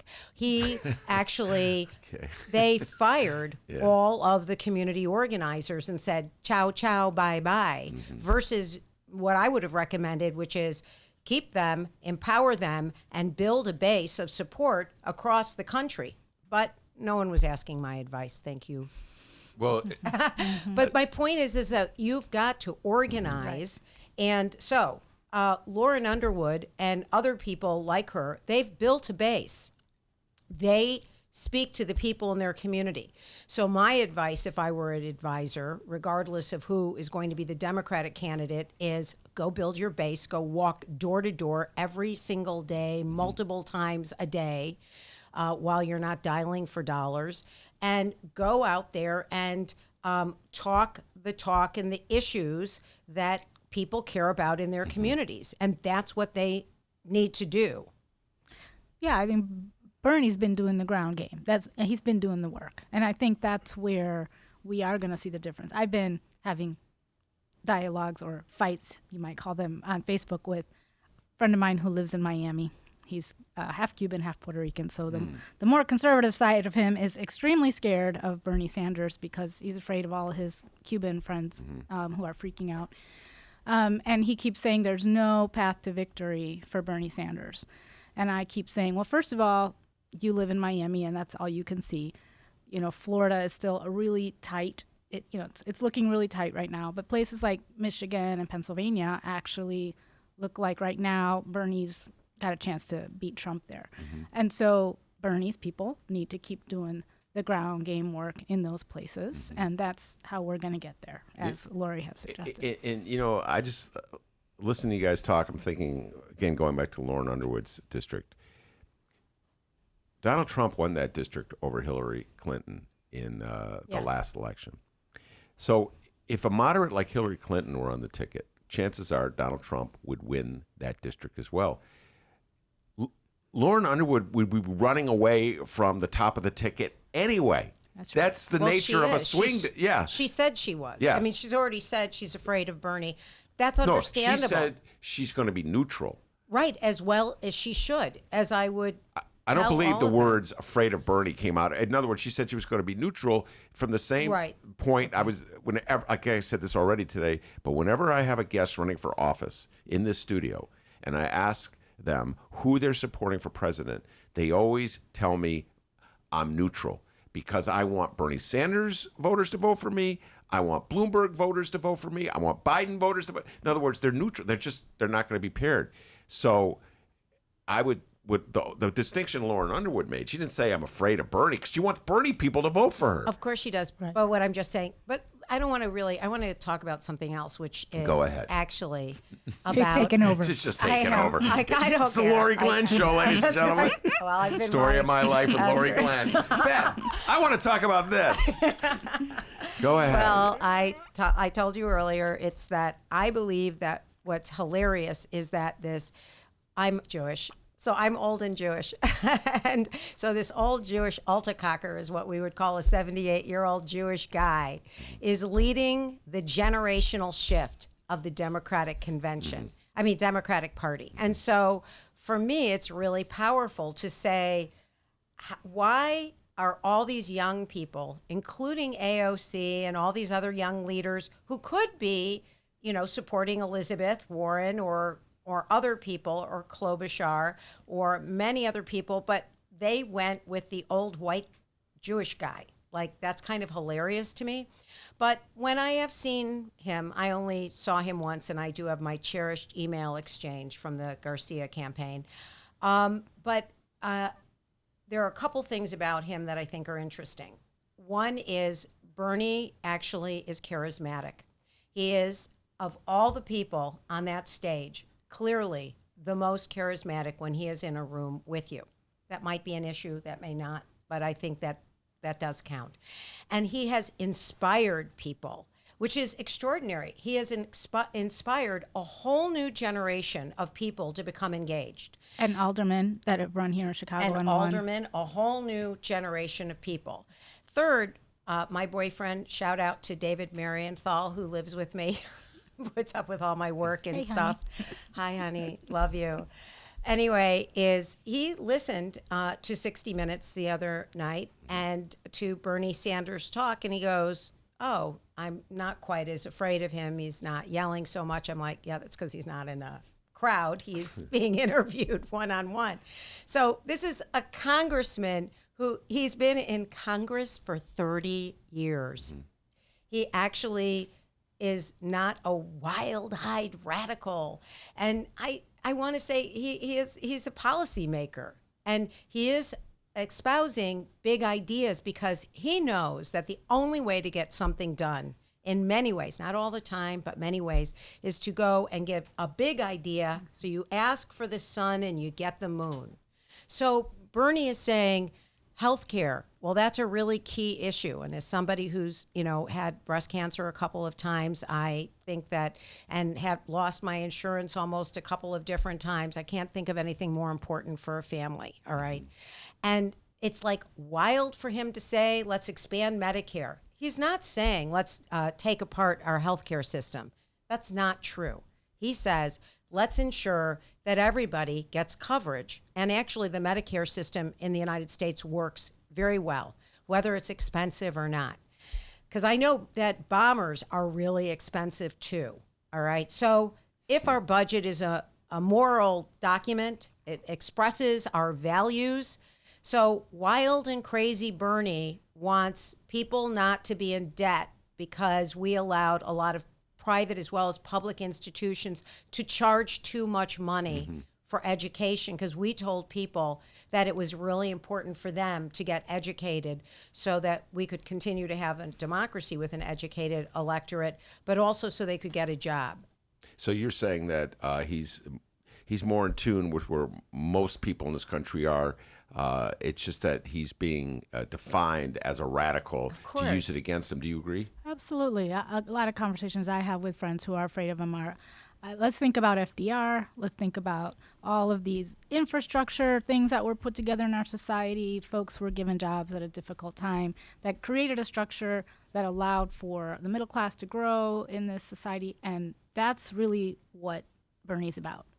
It's not Fidel Castro, as many of my Cuban friends are freaking out about. It's more Norway. Let's actually have a real nuanced conversation about what democratic socialism is, rather than just freak out. And actually, one other thing I want to talk about. So, going back to our mayor, Laurie Lightfoot. Laurie Lightfoot has put, whether you like what she's doing or not on any given day, she has put tremendous people into positions in our government. Angela Hurlock, who I've had the honor of working with, who's the head of the Claretians community organization that does affordable housing development, is the chair of the board of the CHA. I have never known to have somebody of that ilk in that position. Marisa Novara is the head of of housing for the city of Chicago. Oh my God, this woman is an extraordinary person. Teresa Cordova is the head of the Plan Commission, who is the director of the UIC Great Cities Institute. I could just go on. There's just numerous human beings who are in policy positions, and they were all women, by the way. All friends of mine too. Yay. Yes, to me, Bernie Sanders, I believe, is going to put a whole bunch of really smart policy people in positions, and they will then undo some of the horrific things that have been done over the last 4 years. So you're saying that, in your opinion, Bernie Sanders would bring into the same type of people that Laurie Lightfoot has brought into government? Absolutely. Is that what you're saying? Absolutely. And Laurie Lightfoot, momentarily, I don't know where she stands on it now. She doesn't call me up and keep me up to date on it. Was toying with the notion of endorsing Michael Bloomberg. And that story she put that out there for a while, and it's kind of disappeared. So I don't know where her mind is at. I don't know if she'll endorse anybody. It's possible that she'll just stay neutral. That's what most politicians do. They stay neutral in these things. But she's not most She's politicians. Wait, time out. She's not running for office right now, which Yes. is the difference. So, but she is toying with the notion of endorsing Michael Bloomberg. I'm going to flip the question now. If Michael Bloomberg is the Democratic nominee, we heard Rahm talking about, how it'll mean utter catastrophe for the Democrats, in his humble opinion. If Bernie Sanders is the head of it, what do you think the impact will be for the Democrats if Michael Bloomberg is the head of the ticket? I want to say right now, whomever becomes the nominee, I am going to give them as much money as I can. I'm going to go to as many states as I need to. I will do whatever it takes to get rid of the person we call president today. So I think it's irrelevant in the sense that, will I like Michael Bloomberg? No, he is pro-charter school. I am pro-public school. He has enough what do you call these things? Non-disclosure agreements. Then I have fingers, evidently. I mean, we don't have the same shared values in many ways, I don't believe. But we do share one thing, Michael Bloomberg and I share. We don't want Donald Trump to be president any longer. And I'm sure Michael Bloomberg or Klobuchar or Buttigieg or, let's see, can I name all of them left? Or Elizabeth Warren, or Tom Steyer. I'd be fine with any of them becoming president because Donald Trump wouldn't be president. And I do believe that they all have good values. We have really smart, really educated, really amazingly white candidates for president, I want to point out, though we have a couple women thrown in there still. So it's not like the earth is going to, become flat. It's not like everything will become a catastrophe because they will all have to spend so much time just getting the EPA back into shape. Yep. So I'm going to come at this from a slightly different point of view. I've been thinking a lot about this because my Facebook feed is full of people who say never Bloomberg and who probably won't vote for Bloomberg. Time out. Won't vote for him in the Democratic primary? Won't vote for him if he's the head of the ticket? Okay. Absolutely. And it's black and brown people. And so, but I think you have to listen and ask why. So what I've decided is I will vote for Bloomberg because I'm definitely convinced that he will not accidentally blow up the world. I do think Trump may any moment still accidentally blow up the world. I actually don't think that will happen under Bloomberg. However, I think it's important to listen to the pain of people who are saying, I wouldn't even vote for Bloomberg. And I think what that says is our pain is so great that we're willing to let all of y'all keep feeling the pain of Trump until you understand how much pain we're in. So you're not hearing what it is to be a black man walking down the street getting stopped and frisked. You're not hearing what it is for us as immigrants. And so for me, it calls us to really listen and to think about how important it is for all those people who are saying, oh my God, the world is going to end if you vote for Bernie. Well, you know what? You don't want to vote for Bernie. I don't want to vote for Bloomberg. Like we said earlier, you're going to have to come over on my side and be scared because I'm in enough pain that I will not vote for Bloomberg. So Charles Blow from the New York Times wrote a fabulous column about Bloomberg. And he said adamantly, and he is really my favorite columnist, he said, anybody who votes for this man, do not ever talk to me again. So I get it. This guy is a bad guy in a whole lot of ways. And stop and frisk, horrifying policy, unforgivable. And I don't like the idea of giving the presidency to some guy who spends $2 billion on buying our five. I mean, like, this is so obscene. Well, why not use that money to help somebody else? And by the way, if you're going to run as a Republican, like, take him out as a Republican. Right. And then let us get back to voting between a couple of things that are not the end of, that is a very good point. Let's just pause to think about it. That is an excellent point. I hadn't thought about that. Had Bloomberg entered the race as a Republican, committed to spending $5 billion. I don't know if he could have defeated Donald Trump, but the reality is he could have messed him up. He could have messed him up. Mortally damaged him, you know, Right. or And near. forced Donald Trump to take extreme positions that he wouldn't want to take. Yeah. If ultimately Michael Bloomberg's attitude is I'm in this to defeat Donald Trump, he probably could have done a better job of it running in the Republican primary. Right. So the question is he trying to take out Trump or is he trying to take out Bernie? You know, that keeps coming up. Is Bloomberg really about taking out Trump? Or is he really a tool of those who need us to be so afraid of Bernie that we have to vote for and the what centrist? do you think? Hard to say, but I think if he was really committed to taking out Trump, he could have done. In other words, as he a would have done what Republican. Joe Walsh did. Joe Walsh was the right-wing congressman. I think he served a term here in the Chicago area, talk show host.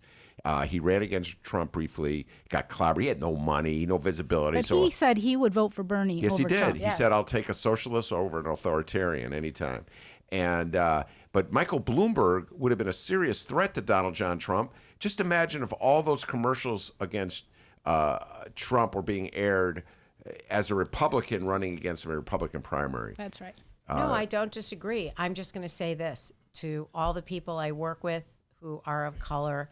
I'm sorry. I think that Michael Bloomberg is a terrible person for what he did.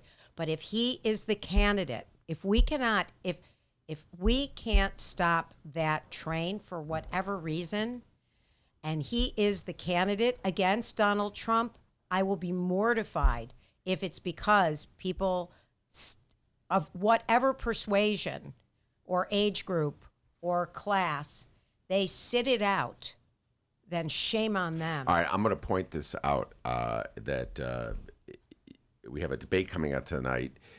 Michael Bloomberg is really going to make his stand. We'll get into that.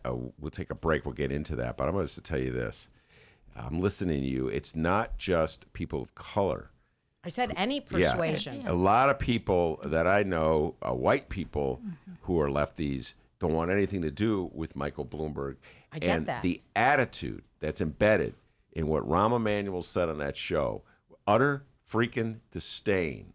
This is the typical Democratic Party's attitude about its base. Shut up, fall in line, do what we tell you. We're going to ignore what you say every step of the way. And that, I don't know what makes them think that's a success. But they've created a massive game of chicken among Democrats. So you better vote for our guy, and if you don't, the world's going to end. And Bernie, Bernie folks don't vote for Bloomberg. That's the fault of the neoliberal Democrats. All right, we're going to take a break. We're going to come back and talk about what to expect in tonight's debate. Maybe I'll ask Marc Sims to dust off his podcasting skills and ask a question of Laurie, Glenn, and Juanita. We'll be right back after this. Read the Chicago Reader to get up to speed on what's what in Chicago. Culture, food, arts and entertainment, weekly concert listings, weekly event listings, the environment, travel. I can continue, but you get the point. And for all of you Chicago political junkies, raw weekly columns on real city politics from Maya Dukmasova and our very own Ben Joravsky. The Chicago Reader, free to the public in newsstands throughout the city and online at chicagoreader.com. Read it now and be a more informed Chicagoan. I've seen a whole lot of catfish, some turtles. No gators yet, though. At Chicagoland Cremation Options, we are committed to listening, educating, and guiding your family through the cremation process. Whether it is time of death or when planning your wishes for the future, Chicagoland Cremation Options can accommodate you at an affordable price and with great dignity. Avoid funeral home costs with direct access to a crematory for a cremation. Chicagoland Cremation Options, just south of O'Hare, 5 minutes west of Chicago. It's a family-owned business and operated by my good friend, Douglas Klein. Visit it at ChicagolandCremationOptions.com. One more time, ChicagolandCremationOptions.com.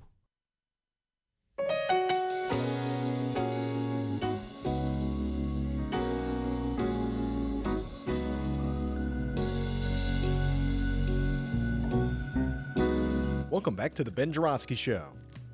Mr. Joravsky, take us home. Love that song. Haven't heard it in a while. Can I do the bit? What do the bit? What bit? You know the bit when I hear this song? Please. I think you're going to do it anyway. Not only is Laurie Glenn an outstanding publicist, not only is Juanita Irizarry a brilliant strategist and environmentalist, but they are also one hell of a keyboard artist. They're playing the keyboard right now. Anyway, I haven't done that bit in a while, at least a week. Before we bring Marc Sims back on to close out the show and have a little discuss, Marc's got some questions he wants to ask Laurie and Juanita. D, you got an update for me? Absolutely. We got 2 more pieces of audio to play from Sunday's what I call Frightened Boomer Party that happened on ABC on Sunday. When Rahm Emanuel visited ABC this week with George Stephanopoulos, whatever his name is. He had Chris Christie with him as well as a lady. One Bernie supporter was there. And so we got 2 more clips to play. Let's play those. Oh, my goodness. We got that song going on here, but just ignore that because here's the clip. Listen to what you're hearing. This is someone who is getting votes from the base of the Democratic Party. Bernie Sanders is who I'm talking about. And the establishment is trying to figure out how to not give him the nomination. This is not what parties are supposed to do. If he gets the votes from your delegates, he should be the nominee. Isn't that exactly what he did 4 years ago against Hillary Clinton? Sure did. Well, let's be clear. Sure did. That's exactly what he did. No, it's not what he did. Clinton had the most votes. history for 200. That's what happened. Hillary okay? Clinton had the most votes, and Bernie went in there into the convention and caused mayhem, had his people booing people at the convention, and he was a sore loser last time. Now he's saying to everybody, well, I'm ahead, so everybody come together behind me. Right. Guess what? If he had done that 4 years ago, there'd be a lot more people willing to do it. No one's going to be willing to do that now. It was a different change. We're talking about not letting... That was then, this is now. No, we're talking about not letting This is your superdelegates... change. We're talking about not letting superdelegates over the will of the people. The people's will was not expressed. You are right about one thing, and that is that he is amassing the delegates and getting more delegates than anybody else. What we're saying, just as this is fraught with political risks that has never been tried since 1992, and that we have to be smart about it, open-minded. You are right, he is amassing the delegates, but the rules that are written today, the last time this happened, I remember Richard J. Daley took Speaker Albert off the podium, put young Congressman Dan Roszkowski up there because he couldn't get the place together. Rahm Emanuel and his good pal Chris Christie. Just so you guys know, that was Chris Christie. It was the George Stephanopoulos show, and so their idea of a balanced panel is to have Chris Christie, Rahm Emanuel, some Republican woman whose name I can't remember, and one Democrat, Yvette Simpson. So I don't even know if she's endorsed Bernie, but she's the one Democrat up there. So they kind of tag team her. Chris Christie and Rahm basically share the same worldview. They're pals. And I completely disagree with everything. Chris Christie's rendition of history, big surprise, I disagree with him. I lived through that 2016 convention, and right at the start of it, what Chris Christie managed to avoid mentioning is that Putin's hackers hacked into Hillary Clinton's emails and dispersed those emails on the eve of the convention, benefiting Trump. His candidate, Chris Christie's candidate, doesn't mention any of that. So it's like Bernie's the sore loser. He turns Trump and Trump's pal Putin hacking into Democratic emails into Bernie is a sore loser, and his good friend Rahm is nodding his head like the Republican puppet it is. That's my rendition of things. Do either of you want to join in and give your thoughts on that bit? I just don't care about it. I just can't even listen. I just really, all I care about is Donald Trump is the president of the United States. Like, putting those words together even is so horrifying, and everything he's done. And what they worry about, oh, I know, Chris Christie. I remember, didn't he have to leave office because of this really nasty thing he did on the bridges, corruption scandal? And Rahm Emanuel, wasn't he the mayor who got unvoted out before he ever even ran? Yeah. 16 shots. So 16 shots, and he held back all that so he could beat, Chuy Garcia. So I want to say, I don't care what these guys think. I want to go back to the fact that what I care about is what the American public thinks. And right now, the American public and the Democratic Party, of the people who are voting in the Democratic Party, they're voting, whether any of these guys like it, clearly for Bernie Sanders. Mm-hmm. So they have options. There are several conservative, moderate options, and they are not taking off. And I'm just kind of wondering, it's not about like some foreign country influencing these people. It's not about like they're spending billions of dollars on ads because Bernie doesn't have that kind of money. You know, again, I go back to it's a generational shift that's happening within the Democratic Party. It's been going on for a while. And let us remember how the Democratic Party totally rat-fucked Bernie 4 years ago. That's what they did. Remember Deborah, what was her name? Wasserman Schultz, a member of my tribe. How embarrassing that she sent out those emails. I mean, her emails were hacked, and we saw just what a lovely woman she was and all that she did to try and destroy Bernie's campaign. So I don't care about that insider baseball as much as I care about seeing. I want to know if Bernie can turn people out, and I care about the Electoral College. All right. Do you have a comment to make? I want to get to his question. All right, Marc Sims. He hosts a show called Just a Few Questions, and he's got a few questions. Now, I got to do some research on the word, these words. Where can people find your podcast, YouTube, by the way? Just type it in. Just a Few Questions, YouTube. There you'll go. Find me. Type it in, you'll find them. Fuck. I got to redo some research. That was good. Told you she wouldn't keep it I clean. was like, whoa, Sorry, man. I can't How help do I myself. beat that? I don't know. Man, buddy, I got to do some. You do a did an Wikipedia on that electoral one. too long.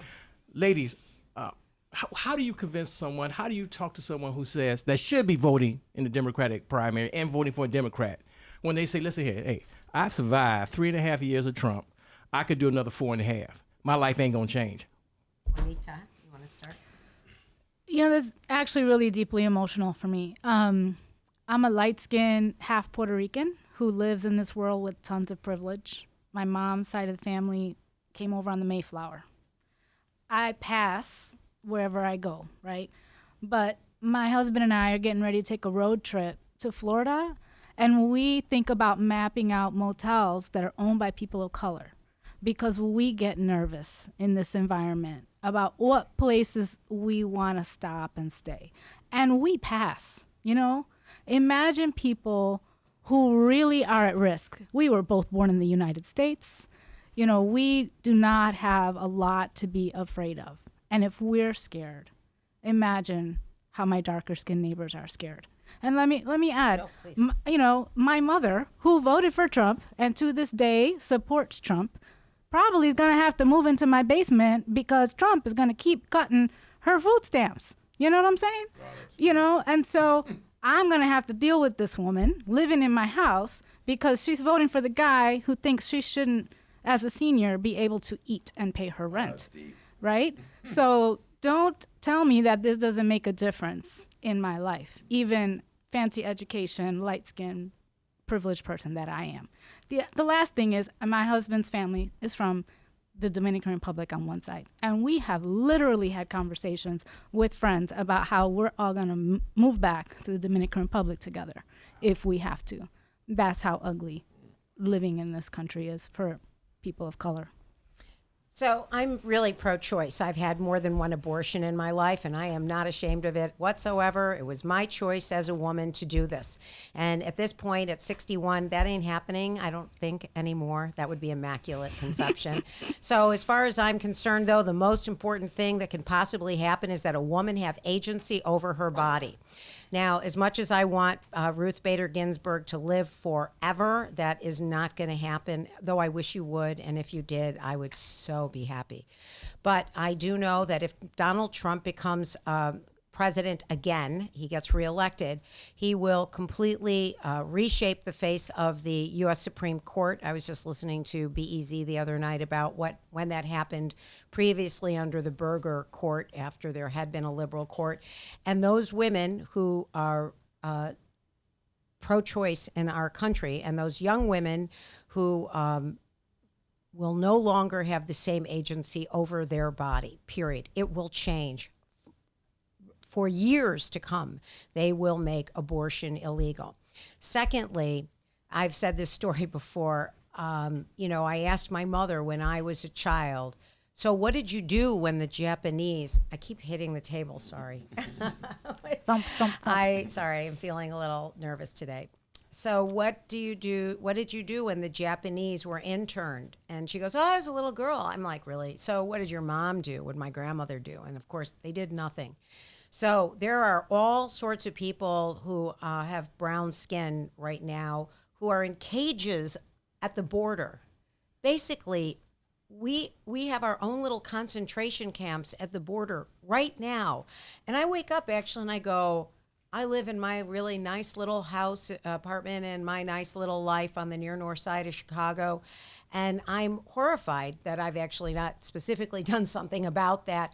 But those people's lives, devastated.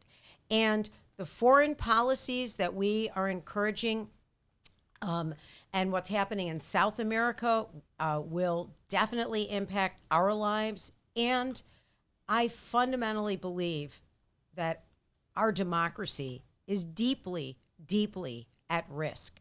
And for those people who actually believe that freedom of speech is important, for those people that believe in human rights, for those people that believe in justice and think that's just a given, watch that slip away.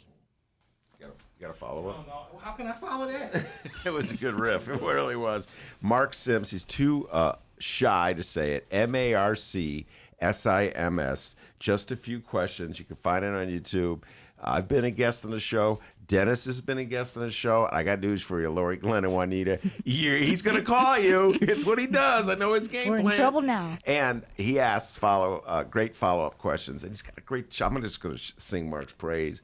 He's got a great show. So while you're hearing the interview, he's got a montage that plays. He's much better at computers than I am, Laurie and Juanita. And so it'll be like, you'll see pictures of yourself. And like, how do you get those pictures? Because he's Marc Sims, man. He's good. Facebook. All right. Anyway, thank you very much, Marc. Also want to thank Laurie Glenn, Juanita Irizarry. Any last things you want to promote before I let you out the door?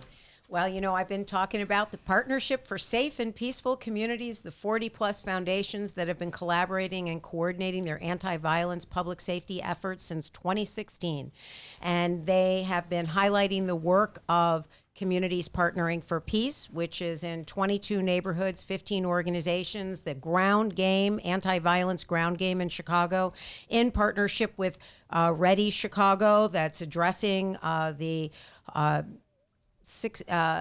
holistic needs of people in the community and to help them get jobs and placed, as well as Chicago Cred, that Arnie Duncan and Emerson Collective has funded. And they together are going to be launching Peace Week 2020, the first week of June.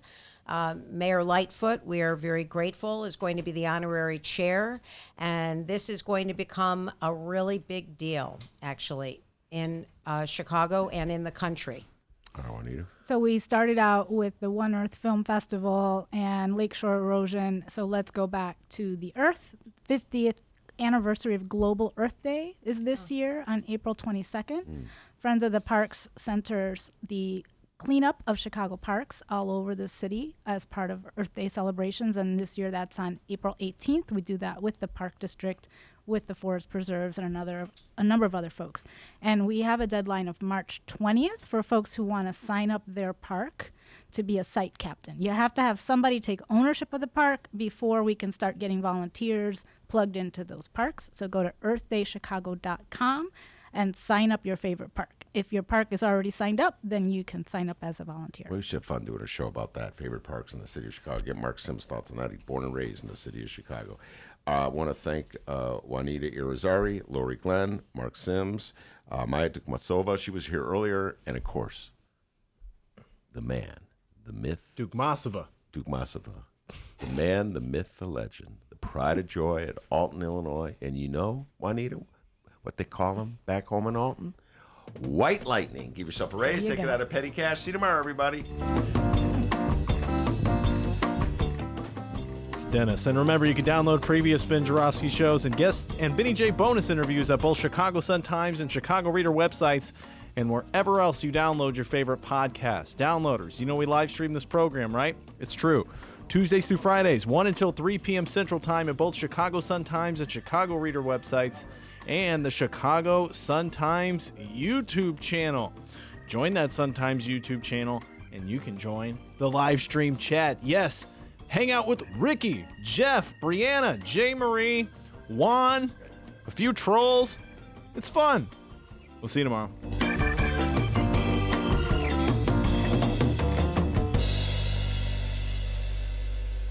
And for the record, I love puppies. That's correct.